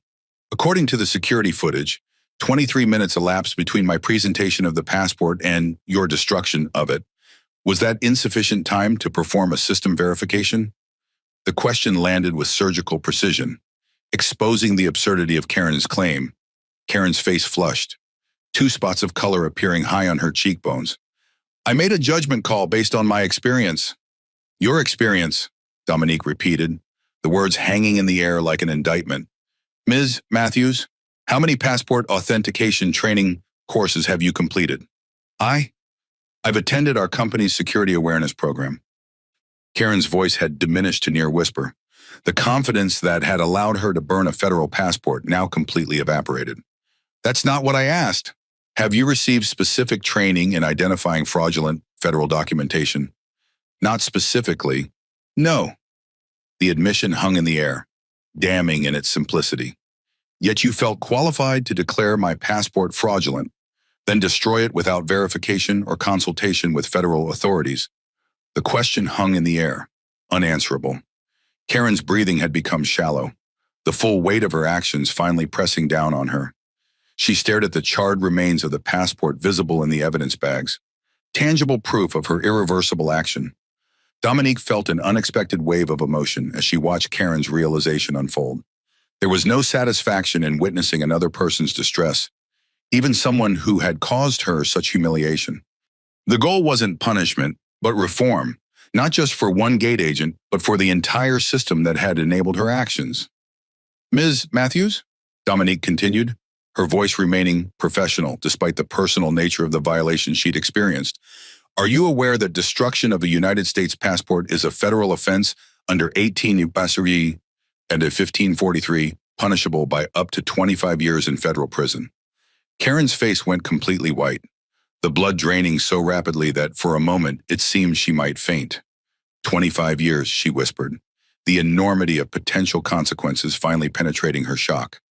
When that passport belongs to a federal officer conducting an official investigation, additional charges apply under 18 U.S.C. 111, interference with a federal officer. Agent Foster placed a document in front of Karen, the official Department of Justice letterhead, crisp and imposing.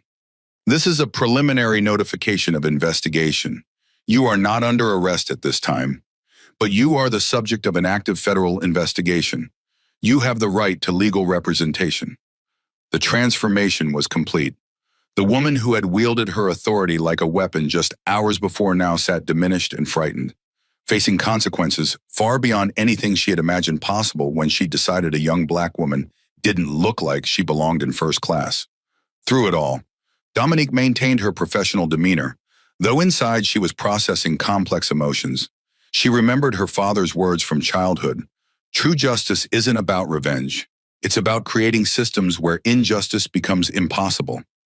Today's events would help build those systems, transforming one painful incident into institutional change. She gathered her notes, her expression remaining professional. Ms. Matthews, I have additional questions, but I'll give you time to consider your situation and consult with counsel if you wish. Please understand that this investigation will be thorough and comprehensive. The consequences will be determined by the facts, the evidence, and the applicable federal laws, not by personal judgment or discretion. The irony of her final statement was lost on no one. Karen Matthews had exercised personal judgment and discretion in the most capricious way possible. Now, faced with the machinery of federal justice, methodical, evidence-based, and implacable, she was beginning to understand the true meaning of authority. Karen's realization. Karen Matthews walked through the terminal in a daze, flanked by Samuel Price and the airline's HR director, Patricia Alvarez. The busy concourse seemed surreal now. Travelers rushing to gates, announcements echoing overhead, life continuing as if her world hadn't just imploded. The bright, fluorescent lighting felt harsh against her pounding headache. Every face she passed seemed to be staring, judging, though rationally she knew most passengers were too absorbed in their own journeys to notice her. Still, she felt exposed. as if her actions had been tattooed across her forehead for all to see. The smell of airport coffee and cleaning products, once so familiar they were almost unnoticeable, now seemed overwhelming, adding to her nausea. "This way, Ms. Matthews," Samuel directed, guiding her toward a service elevator that would take them back to the executive offices. His hand hovered near her elbow, but didn't quite touch it. Professional courtesy without personal support. She had requested a break after the initial questioning, desperately needing to process what was happening. Chief Inspector Foster had granted 15 minutes. No more, no less, with the clear understanding that the formal interview would resume afterward. The service elevator doors closed with a soft hydraulic hiss, isolating them from the busy terminal. The sudden quiet was jarring, making Karen's ragged breathing seem unnaturally loud in the confined space. Her heart hammered against her ribs, and she felt lightheaded, the reality of her situation hitting her in physical waves. "I don't understand," Karen said, her voice brittle with stress. "How was I supposed to know she was a federal agent? She didn't look like one." Patricia Alvarez's expression tightened, her professional mask slipping to reveal genuine disappointment. "Karen, with respect, that's exactly the problem. Your actions were based on assumptions about what someone should look like, not on proper verification procedures." Karen felt a surge of defensive anger. "But I was doing my job. We're told to watch for suspicious documentation. By following established protocols," Samuel cut in, his patience clearly wearing thin. Exhaustion lined his face, deepening with each passing moment of this crisis. "Not by burning federal documents in full view of hundreds of witnesses." The elevator doors opened to the administrative level, a quiet corridor of offices and conference rooms far removed from the public areas. They walked in uncomfortable silence, their footsteps muffled by the corporate carpeting. Karen's mind raced through potential defenses, explanations, anything that might mitigate the disaster unfolding around her. As they approached the conference room, Karen spotted Richard Walsh sitting outside, his face drawn and pale. Their eyes met briefly before he looked away. The message clear: he was distancing himself from her actions. The colleague who had backed her decisions for years was now strategically separating himself from her fate. A memory flashed in her mind, Richard backing her just last week when she'd held a Nigerian businessman's party for additional verification, making them nearly miss their connection.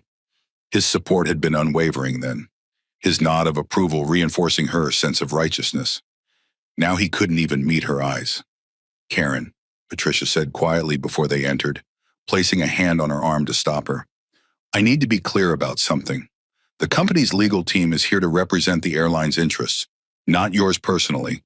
Given the nature of the allegations, you may want to consider independent legal representation."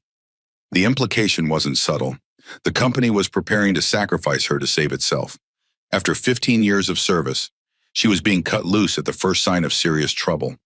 The realization stung more than she expected, a hollowness opening in her chest.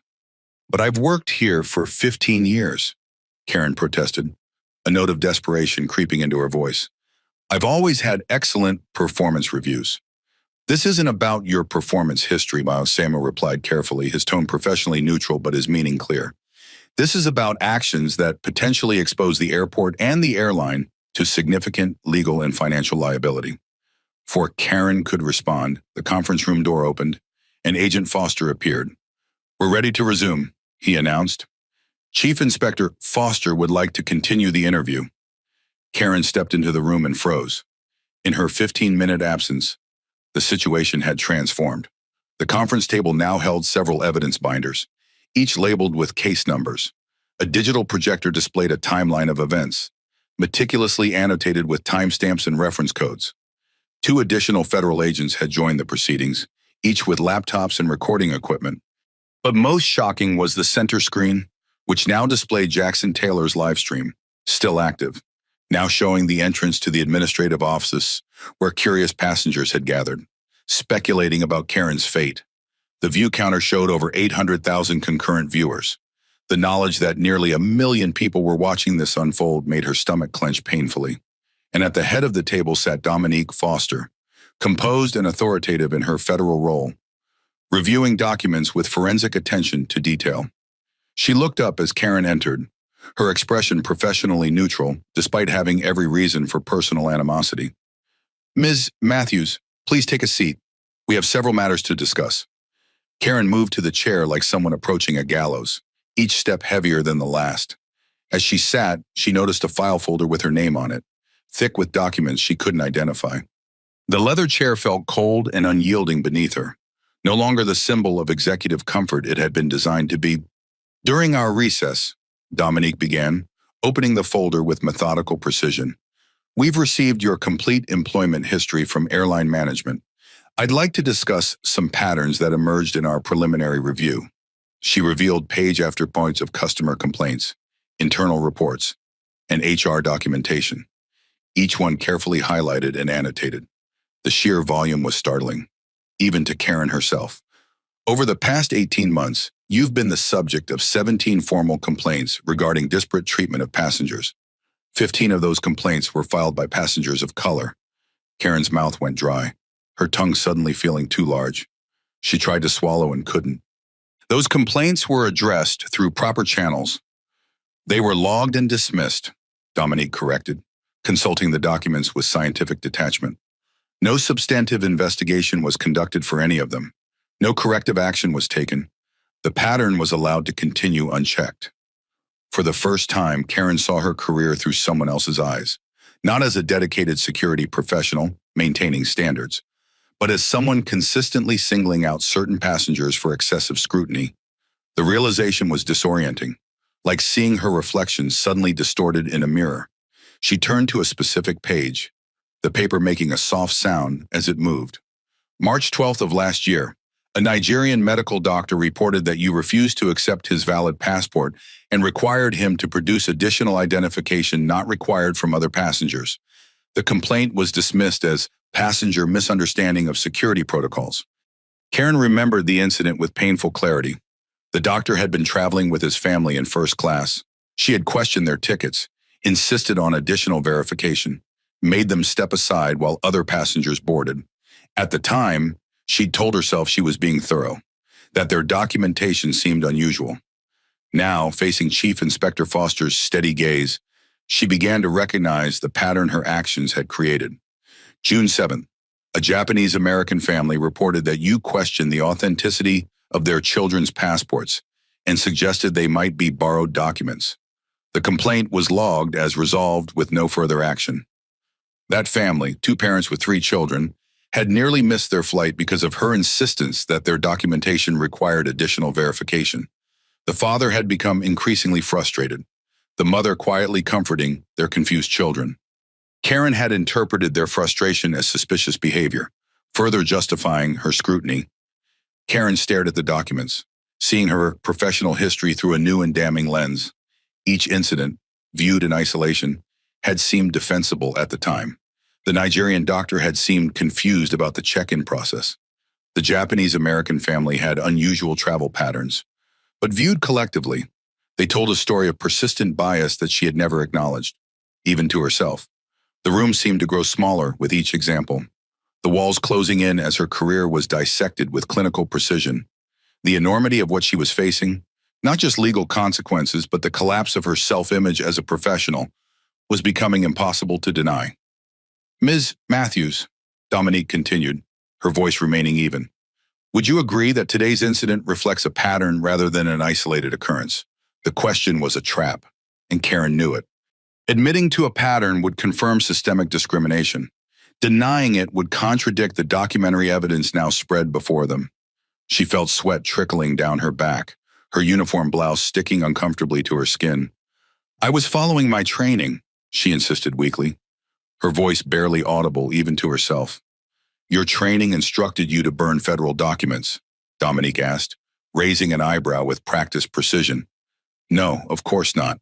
But did your training instruct you to make determinations about passenger legitimacy based on appearance rather than documentation verification?" "That's not what I—" Karen stopped, suddenly recognizing the futility of these defenses. The evidence before her told a story she couldn't refute, a story of consistent bias applied to certain passengers, culminating in the burning of a federal passport. For perhaps the first time in her career, She faced the possibility that her judgments had been fundamentally flawed. "Ms. Matthews," Dominique interrupted, her patience visibly thinning, though her voice remained professionally controlled. "Let me be absolutely clear. The evidence before us suggests a pattern of discriminatory behavior that culminated in the destruction of federal property and interference with a federal officer. These are serious criminal charges." She leaned forward slightly, the movement subtle but commanding attention. "But this investigation isn't focused solely on you.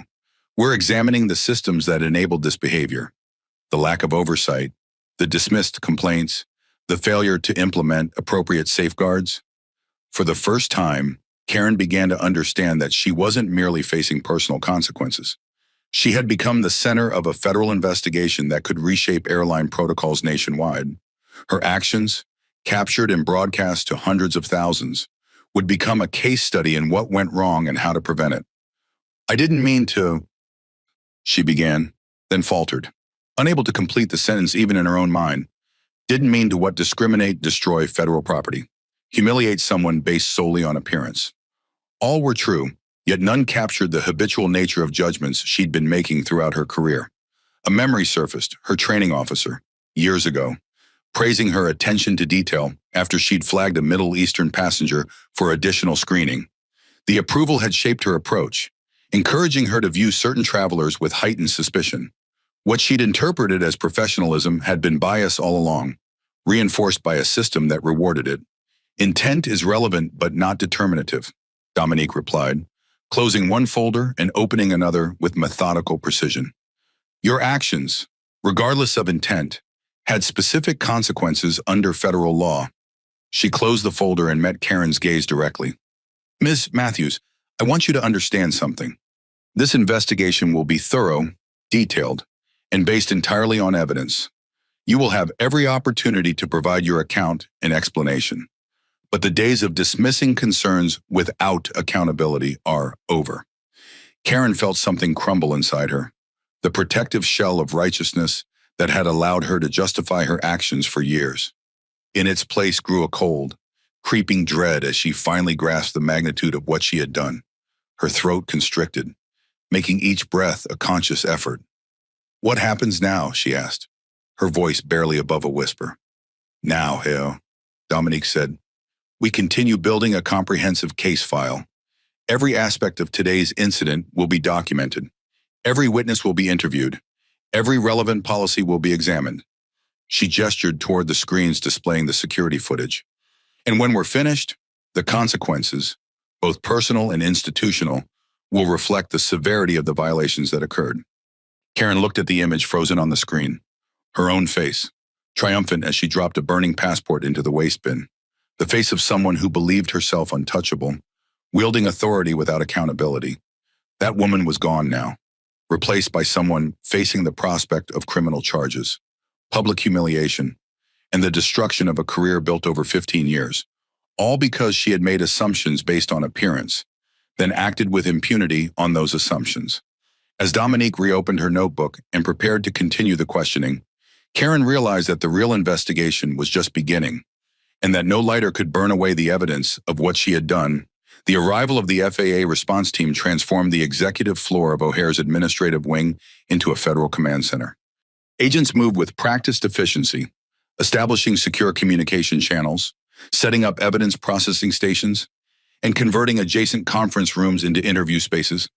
The usual corporate hush had been replaced by purposeful activity, keyboards clicking, radios crackling, and the steady hum of federal machinery engaged at full capacity. For Dominique Foster, this transformation represented a professional vindication that partially soothed the personal humiliation she had experienced. Watching federal resources mobilize in response to discrimination she had personally endured created a complex emotional landscape. Satisfaction mingled with lingering anger, professional pride with personal vulnerability. Rain continued to lash against the windows, occasional flashes of lightning illuminating the tarmac below, where aircraft waited in growing delay patterns. The storm had settled over Chicago with unusual persistence, as if nature itself had decided to punctuate the day's events with appropriate atmospheric drama. Agent Michael Foster coordinated the evidence collection, directing a team of specialists as they cataloged the charred remains of Dominique's passport. Each fragment was photographed, documented, and carefully preserved in evidence bags with unbroken chain of custody. The meticulous process transformed what Karen had treated as garbage into the foundation of a federal case. The biometric chip is completely destroyed, a forensic technician reported, examining a melted component under specialized lighting. The chip, designed to withstand years of normal wear and international travel, had surrendered completely to direct flame, its sophisticated circuitry reduced to a blob of melted plastic and silicon. The security features are compromised beyond recognition, she continued, pointing to where holographic elements had warped and melted. Even the watermarks in the visa pages are completely carbonized. Document it all, Michael instructed, his voice carrying the calm authority of someone who had processed hundreds of crime scenes. We need to establish the complete extent of damage to federal property. Dominique watched the evidence collection with mixed emotions. The passport represented more than just official identification. It contained stamps from her travels, visas from countries she'd visited, a physical record of experiences that had shaped her professional and personal development. Its destruction wasn't just a legal violation, but the erasure of part of her history. In the main hallway, Jackson Taylor had been invited inside at Dominique's request. His live stream, now approaching 1 million concurrent viewers, had become an essential part of the evidence collection process. The young man looked both stunned and pleased to be acknowledged in an official capacity, his earlier nervousness giving way to purposeful cooperation. "Mr. Taylor," Dominique said, shaking his hand firmly, "I want to thank you for your documentation of today's incident. Your video provided crucial evidence that might otherwise have been lost or disputed." Jackson looked both stunned and pleased to be acknowledged. "I just knew something wrong was happening. I couldn't just watch and do nothing." "That's exactly the response we hope for from responsible citizens," Dominique affirmed, her professional demeanor softening slightly in genuine appreciation. "Would you be willing to provide a formal witness statement and allow us to preserve your video as evidence?" "Absolutely," Jackson agreed without hesitation, straightening with the responsibility. "Whatever helps hold them accountable." Across the room, Samuel Price was coordinating with airport security to gather all relevant surveillance footage. The comprehensive documentation would provide multiple angles of the incident, corroborating witness accounts and establishing an indisputable timeline of events. "We need all camera feeds from Terminal 3, gates B15 through B19 for the time period 9:30 a.m. to 11:30 a.m., he instructed the security team, his earlier shock now replaced by determined efficiency. "Provide them directly to Agent Foster for federal evidence processing." Emma Rodriguez had been escorted to an interview room, where she provided a detailed account of what she had witnessed. Unlike many airline employees who had remained silent during the incident, Emma had attempted to intervene, a fact that Dominique noted with appreciation. "Miss Rodriguez," Dominique said as their interview concluded, her tone warmer than the professional detachment she maintained with most subjects. "Your willingness to speak up when you saw something wrong demonstrates the kind of ethical courage we need in aviation professionals." Emma nodded, though her expression remained troubled, dark eyes reflecting the emotional toll of the day's events. "I wish I had done more. I should have been more forceful in my objection. Systems of authority can make that difficult," Dominique acknowledged, briefly placing a reassuring hand on the table between them. "Part of our investigation will examine how to create safer channels for employees to report concerns without fear of retaliation." As the afternoon progressed, the scope of the federal response expanded. Director Hammond had activated specialized teams focusing on different aspects of the investigation: civil rights compliance, security protocols, employee training procedures, and regulatory enforcement. Each team operated with the coordinated precision of a well-rehearsed orchestra, their individual efforts harmonizing into a comprehensive response. "The passport destruction is just the visible part of this," Dominique explained to Samuel Price during a brief consultation in the hallway, their voices hushed against the background activities. "Our investigation will examine the entire ecosystem that allowed such an incident to occur: corporate policies, complaint handling procedures, supervision protocols, and accountability structures."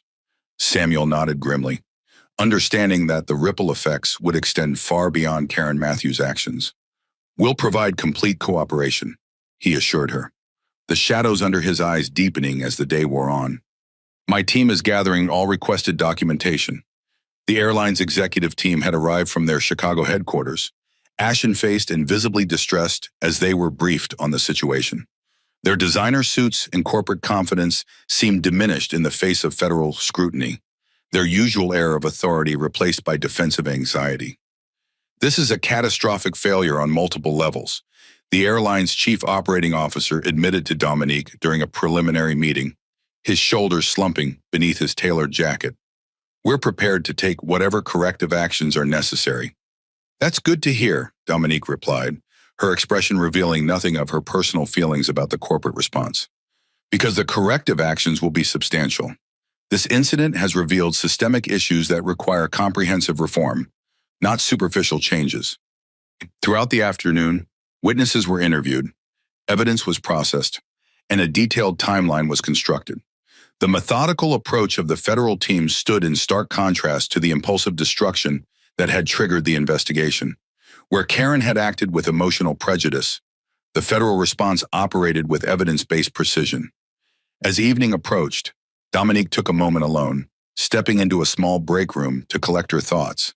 The events of the day had been professionally validating, but personally draining.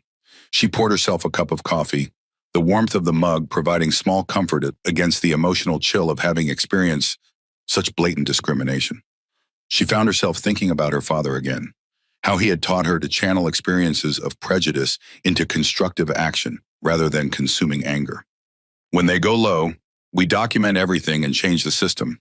He'd told her, adapting Michelle Obama's famous phrase with his own lawyer's perspective. The memory brought a small smile to her lips. Dominique received an update from the social media monitoring team. The incident had generated over 30 million views across platforms, with major news networks running continuous coverage and civil rights organizations issuing statements demanding accountability. Public concern is focusing on three main areas, the analyst reported, scrolling through data on her tablet. First, the specific incident of passport destruction. Second, the broader pattern of discrimination it represents. Third, the airline's responsibility and response. Dominique nodded, unsurprised by the public's intuitive grasp of the fundamental issues. The public intuition is correct. All three aspects are central to our investigation. She turned to Michael Foster, who had been coordinating evidence collection throughout the day. Rain had plastered his short hair to his forehead during a brief trip outside, but he maintained the sharp professionalism characteristic of federal agents. Where do we stand on formal charges? The U.S. Attorney's Office is preparing charging documents based on our preliminary evidence, he confirmed, consulting his notes with practiced efficiency. They've indicated readiness to proceed with federal charges for destruction of government property and interference with a federal officer. Additional civil rights violation charges are being evaluated based on the pattern evidence we've gathered. Dominique considered this information, weighing the various factors at play. The steady drumming of rain against the windows provided a rhythmic backdrop to her thoughts. Keep me updated on their decision timeline. I want to ensure the charges reflect both the specific criminal acts and the discriminatory intent behind them. As the federal response continued to unfold, Karen Matthews remained isolated in a small office, the reality of her situation becoming increasingly inescapable. The systematic, comprehensive nature of the investigation contrasted sharply with her impulsive act of destruction, a contrast that highlighted the fundamental difference between true authority and the mere power to harm. Outside, and the storm showed signs of finally passing, breaks in the clouds allowing occasional shafts of evening sunlight to penetrate the gloom. The weather's shift seemed symbolic, clarity emerging after chaos, accountability following impunity. The federal response would continue long after the rain stopped, transforming policies and practices throughout the aviation system to prevent similar incidents in the future. The rising sun cast long shadows across O'Hare's runways as Dominique Foster arrived for her second day of investigation. The morning light illuminated aircraft preparing for early departures, ground crews moving with practiced efficiency, and the normal rhythms of one of the world's busiest airports returning after the previous day's disruption. She had managed a few hours of sleep at an airport hotel, though her mind had remained active through much of the night. Dreams of burning passports and contemptuous faces had jolted her awake repeatedly. The emotional impact of the incident manifesting in her subconscious despite her professional composure during the day. The morning air felt crisp and clean after yesterday's storm, a physical embodiment of the clarity she sought to bring to a troubled system. Chief Inspector, Agent Michael Foster, greeted her at the security entrance, his professional demeanor already in place despite the early hour. The command center is fully operational. All requested materials have been delivered, and we've established secure data links with headquarters.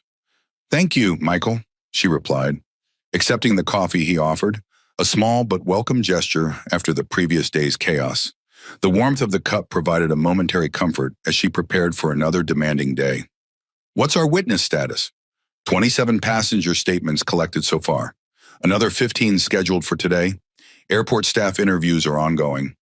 He consulted his tablet, scrolling through the investigation's current status. We've also received personnel files for all gate agents and supervisors who worked with Matthews over the past 3 years.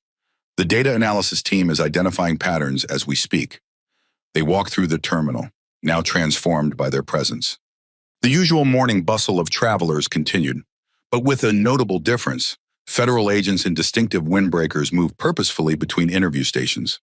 Technical specialists analyzed security footage on laptops, and the atmosphere of casual travel had been replaced by the focused energy of an active investigation.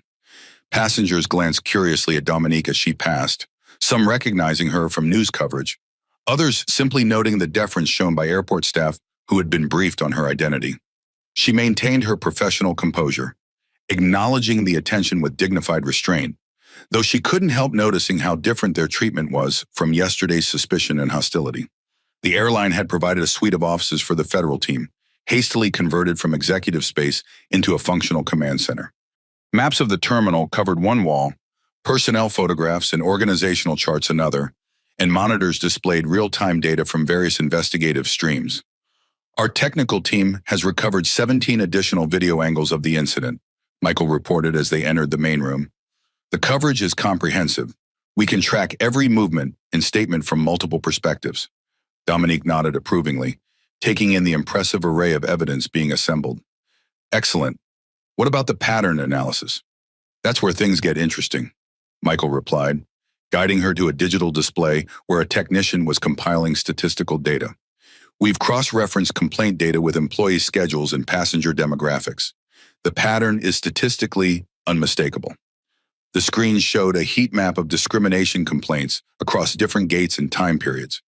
Karen Matthews appeared as a bright red hotspot, but other concerning clusters were visible throughout the terminal operations. The visualization made clear what might otherwise have been dismissed as isolated incidents.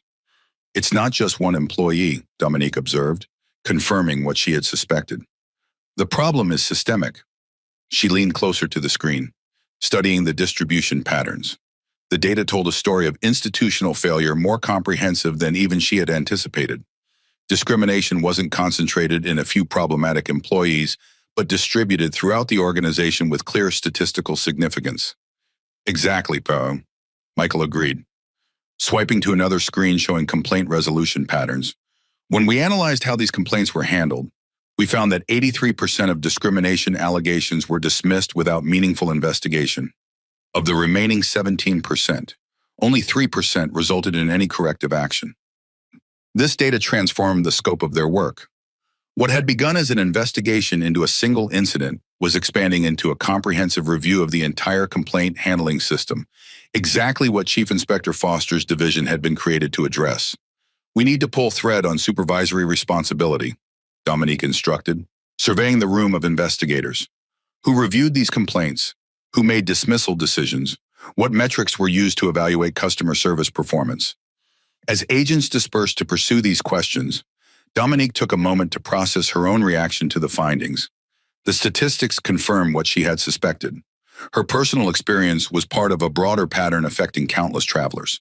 The validation brought a complex mixture of emotions, vindication that her assessment had been correct, but sadness that so many had faced similar discrimination. She turned her attention to a stack of personnel files. Karen Matthews' record revealed a troubling history. 17 years of service with consistently high performance ratings despite the mounting complaints. Her supervisors had repeatedly praised her attention to security details and thorough documentation verification, euphemisms that took on disturbing significance in light of recent events. Richard Walsh's file shows a similar pattern. Michael noted, reviewing another document with furrowed brows. Multiple complaints flagged and dismissed. No corrective actions recommended despite clear indicators of problematic behavior. The morning sun continued its path across the sky, illuminating different portions of the command center as the investigation expanded methodically throughout the morning. Technical specialists recovered deleted emails showing conversations between supervisors about passenger perception issues that needed to be managed discreetly. HR records revealed that formal discrimination complaints were categorized as customer satisfaction matters rather than potential civil rights violations, a classification that effectively buried them in general feedback metrics. By midday, Director Hammond called for an update. Her face appeared on a secure video link, the Washington headquarters visible in the background. "The picture is becoming clearer," Dominique reported, standing before the camera with professional precision. "We're seeing a systematic failure to identify, track, or address discriminatory practices. Complaints were deliberately miscategorized to prevent pattern recognition. Supervisors were incentivized to minimize documented incidents, and employees received positive reinforcement for thorough security checks that disproportionately targeted certain passenger demographics." Hammond's expression remained grave. "In other words, institutional discrimination by design, not by accident." "That's our working assessment," Dominique confirmed, the weight of the finding evident in her measured tone. "The passport burning wasn't an aberration. It was the logical endpoint of a system that encouraged profiling while providing plausible deniability for management. The Department of Justice will want to see this," Hammond noted, making notes of her own off-camera. "This extends beyond regulatory violations into potential civil rights litigation." The conversation was interrupted by a knock at the door. Michael entered with a tablet displaying an email chain that had just been recovered from the airline servers. "Chief Inspector, you need to see this immediately," he said, handing her the device. The urgency in his normally composed demeanor suggested a significant discovery. The messages, dated 6 months earlier, showed an exchange between regional managers discussing excessive security verification complaints at several airports, including O'Hare. One manager had written, "These perception issues are becoming a liability. We need to address the documentation without creating a paper trail that could be discovered during regulatory reviews. Suggest verbal guidance only. No written directives." Another had replied, "Agreed. Matthews and her team are effective at identifying potential security concerns, but their methods are drawing unwanted attention. Let's reclassify these complaints as customer satisfaction matters rather than security incidents. That moves them out of FAA regulatory scope and into general customer relations metrics." Dominique felt a cold anger settle in her chest as she read the exchange. This wasn't just negligence or individual bias, it was deliberate corporate strategy to conceal discriminatory practices from federal oversight. The calculated nature of the deception transformed the case from troubling to potentially criminal. She handed the tablet to a nearby evidence technician, instructing them to catalog and preserve the email chain according to federal evidence protocols. Her hands trembled slightly, not from fear, but from controlled anger at the deliberate circumvention of protections designed to ensure equal treatment. "This changes the scope of our investigation," she told Hammond, sharing the messages through their secure channel. "We're looking at potential obstruction of federal oversight, deliberate misclassification of regulatory incidents, and corporate conspiracy to conceal civil rights violations." Hammond's response was immediate and resolute. "I'm briefing the Attorney General within the hour. Continue building the case. Chief Inspector, document everything. This investigation just became a top priority for the entire Department of Transportation." As Dominique turned back to the investigation room, she felt the weight of what they were uncovering. What had begun with a burned passport was revealing a carefully constructed system designed to enable discrimination while shielding those responsible from accountability. The morning's clear sunshine had given way to dappled clouds, creating shifting patterns of light across the command center. The meteorological metaphor wasn't lost on Dominique. Bringing shadowed practices into the light of federal scrutiny was precisely her mission. The real work was just beginning, and she was prepared to follow the evidence wherever it led, regardless of how high in the corporate hierarchy the responsibility might reach. The personnel archives of Stellar Airlines occupied a climate-controlled room in the basement of their corporate headquarters. The space smelled of paper, dust, and institutional memory, a physical repository of decisions, evaluations, and corporate history rarely accessed in the digital age. Rows of filing cabinets contained the paper records that predated the company's digital transition, a treasure trove of institutional memory that most executives had forgotten existed. Now, under federal subpoena, these archives had been opened to Dominique's investigation team. Two agents methodically worked through the files, scanning documents and uploading them to the secure case management system. The soft sound of papers being sorted and cabinets opening and closing created a rhythmic backdrop to their work. "Chief Inspector," one agent called, holding up a faded folder with yellowing edges. "I think we found Matthew's original employment records." Dominique took the file. Noting the age of the documents and the changes in corporate letterhead over the years, Karen Matthews had joined Stellar Airlines in 2008, transferring from a regional carrier that had gone bankrupt during the financial crisis. Her initial evaluations painted a picture of an ambitious employee determined to prove herself in a new environment. "Interesting," Dominique noted, reading a supervisor comment from 2009 that had been highlighted in faded yellow marker. "Karen shows exceptional attention to detail in passenger documentation verification. She has identified 3 instances of documentation irregularities that other agents missed. Even then, the seeds of what would later become problematic behavior were being positively reinforced. What the supervisor had labeled exceptional attention to detail appeared to be the early signs of disproportionate scrutiny, praised rather than corrected. As Dominique flipped through the pages, she felt a growing sense of systemic failure. Karen Matthews hadn't developed her discriminatory practices in isolation.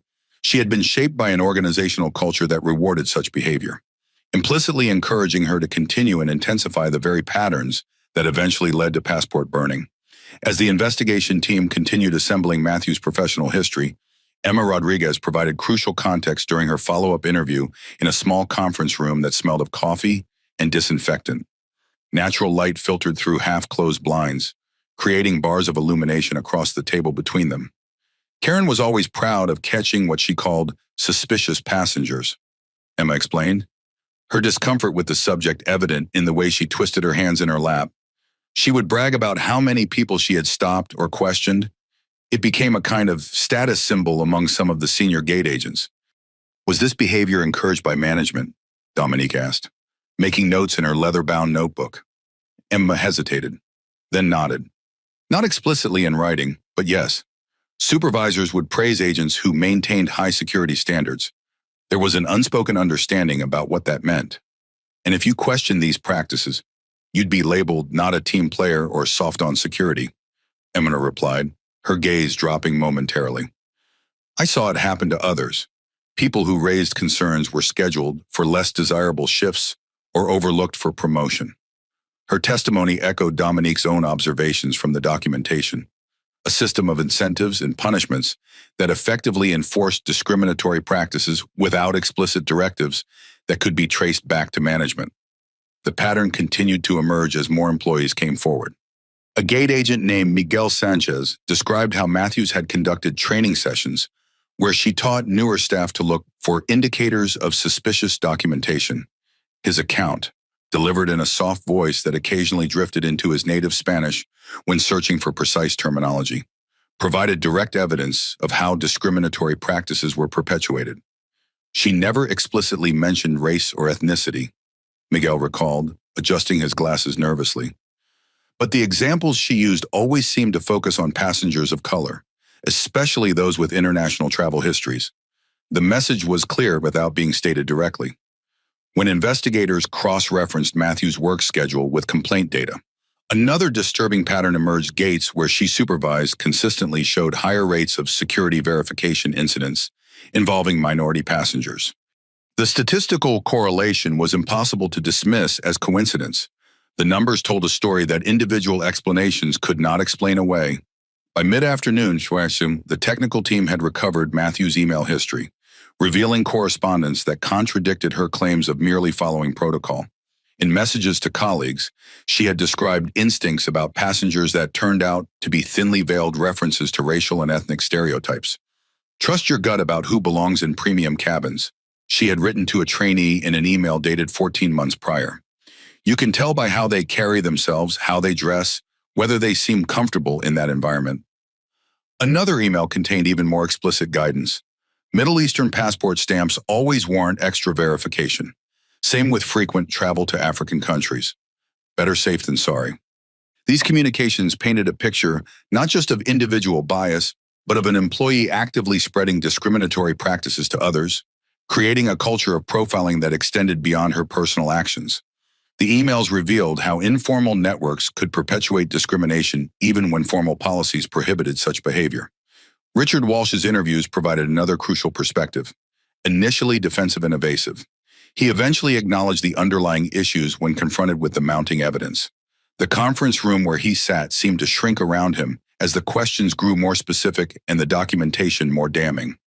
Yes, there was an understanding about certain types of passengers, he admitted reluctantly, running a hand through his thinning hair. Not official policy, nothing in writing, but everyone knew Matthews was just more enthusiastic about enforcement than most. And did you ever intervene when her enthusiasm crossed legal or ethical lines? Dominique pressed, maintaining steady eye contact that made Walsh visibly uncomfortable. Walsh looked away, studying the institutional carpet pattern as if it might contain an acceptable answer. I should have, especially yesterday. It was easier to go along, to assume she knew what she was doing. His admission captured the complicity that had enabled Karen's behavior, the network of supervisors and colleagues who had recognized problematic patterns but chosen the path of least resistance rather than intervention. The complicity extended beyond direct supervisors. HR records showed that when discrimination complaints were filed, they underwent a triage process that effectively buried the most serious allegations. Cases involving Matthews were consistently classified as customer satisfaction matters rather than potential civil rights violations, a classification that removed them from mandatory reporting requirements. As Dominique reviewed these findings, she reflected on how institutional structures could effectively shield discriminatory behavior from accountability. No single person had created the system, yet it functioned with terrible efficiency to perpetuate inequality while maintaining plausible deniability for leadership. Emma Rodriguez had attempted to document these practices, keeping a personal log of incidents she found concerning. Her records, now part of the federal investigation, provided contemporaneous documentation of patterns that might otherwise have been dismissed as isolated occurrences. I started keeping notes after I saw Karen make an elderly Indian couple miss their flight over document verification that took over an hour, Emma explained, pushing a worn notebook across the table. I knew something was wrong, but I didn't know what to do about it. Her log contained 27 incidents over 18 months, detailed accounts of passengers subjected to excessive scrutiny, demeaning comments, and differential treatment based on appearance or perceived nationality. The handwritten entries, dated and initialed, represented a parallel accountability system created by an employee who recognized injustice but lacked institutional channels to address it.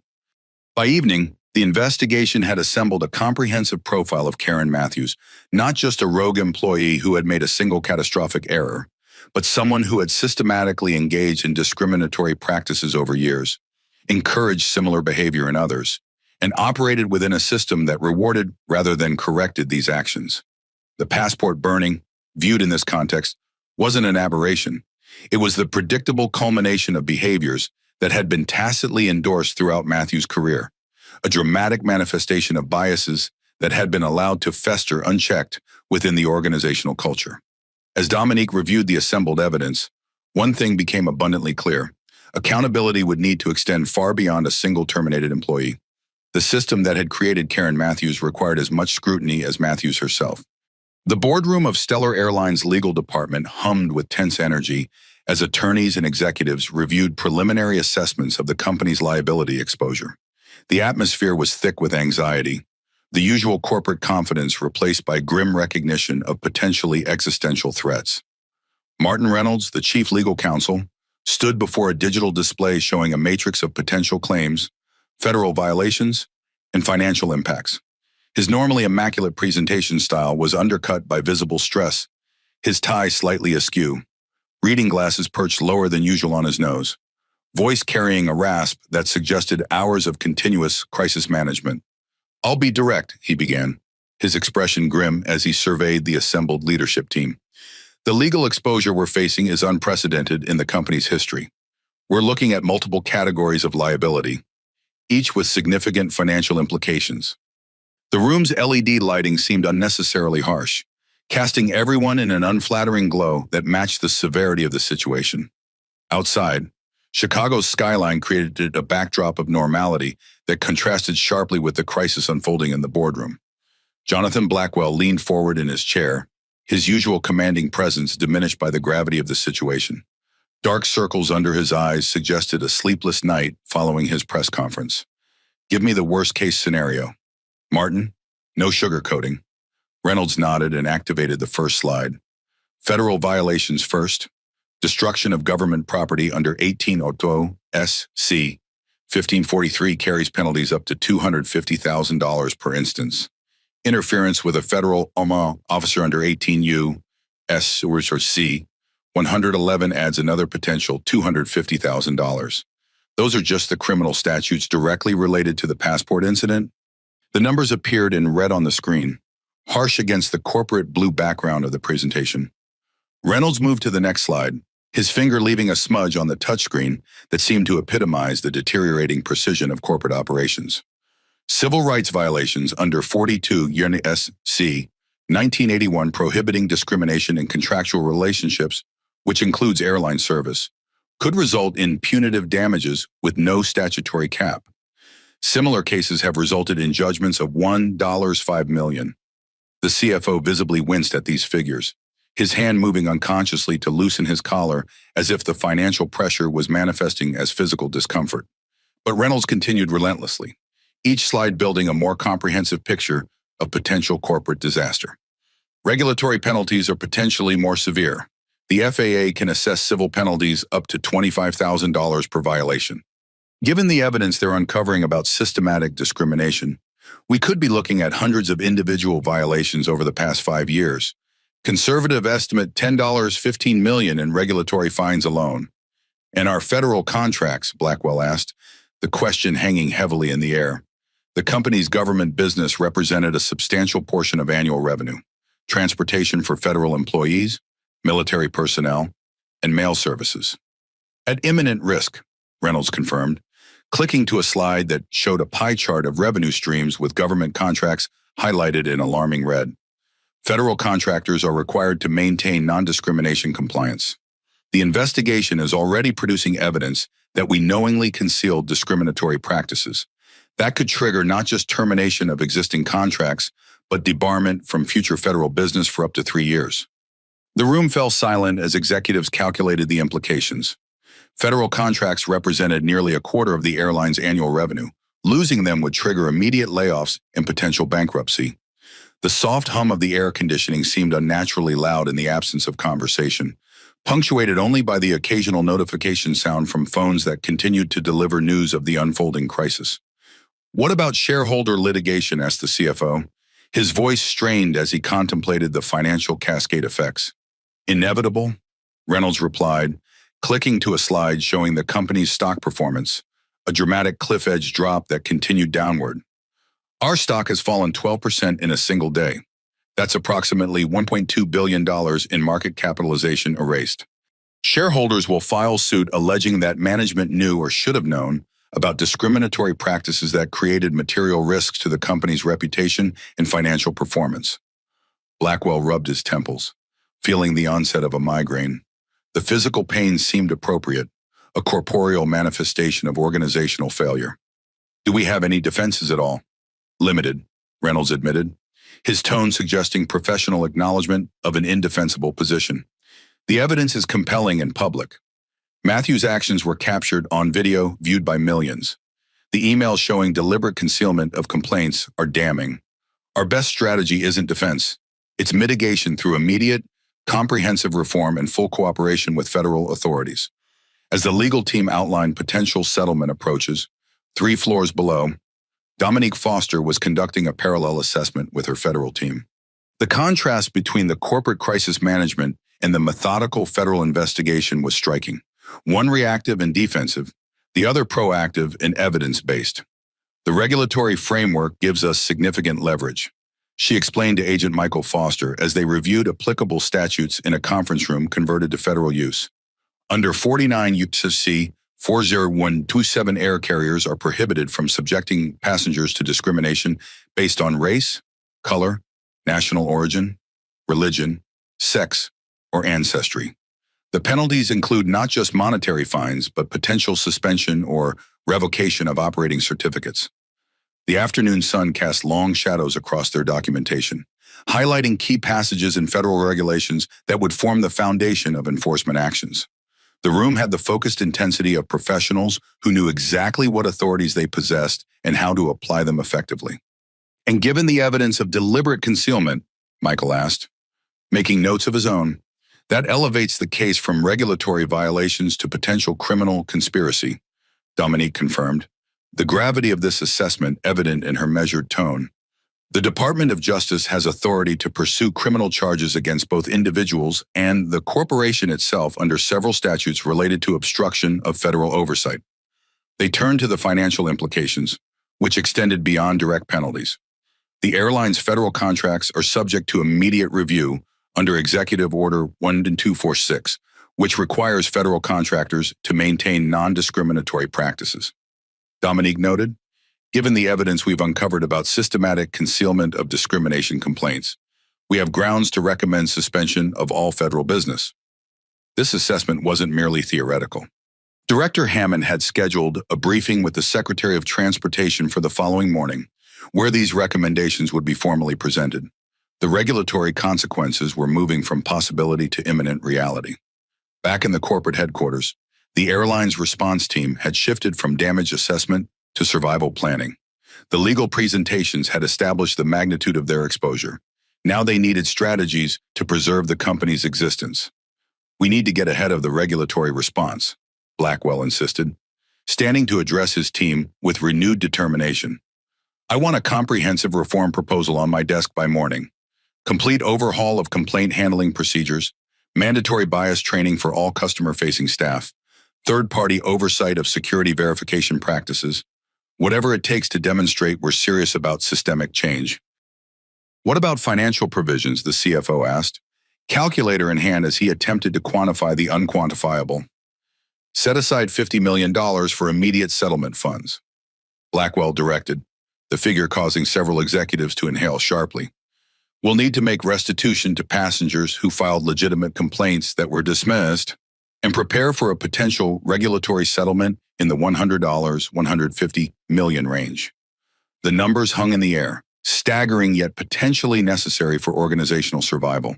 What had begun as one employee's discriminatory action had revealed systemic failures that would require equally systemic corrections at enormous financial cost. As executives dispersed to execute these directives, Blackwell remained alone in the boardroom, contemplating how quickly an industry leader could find itself fighting for survival.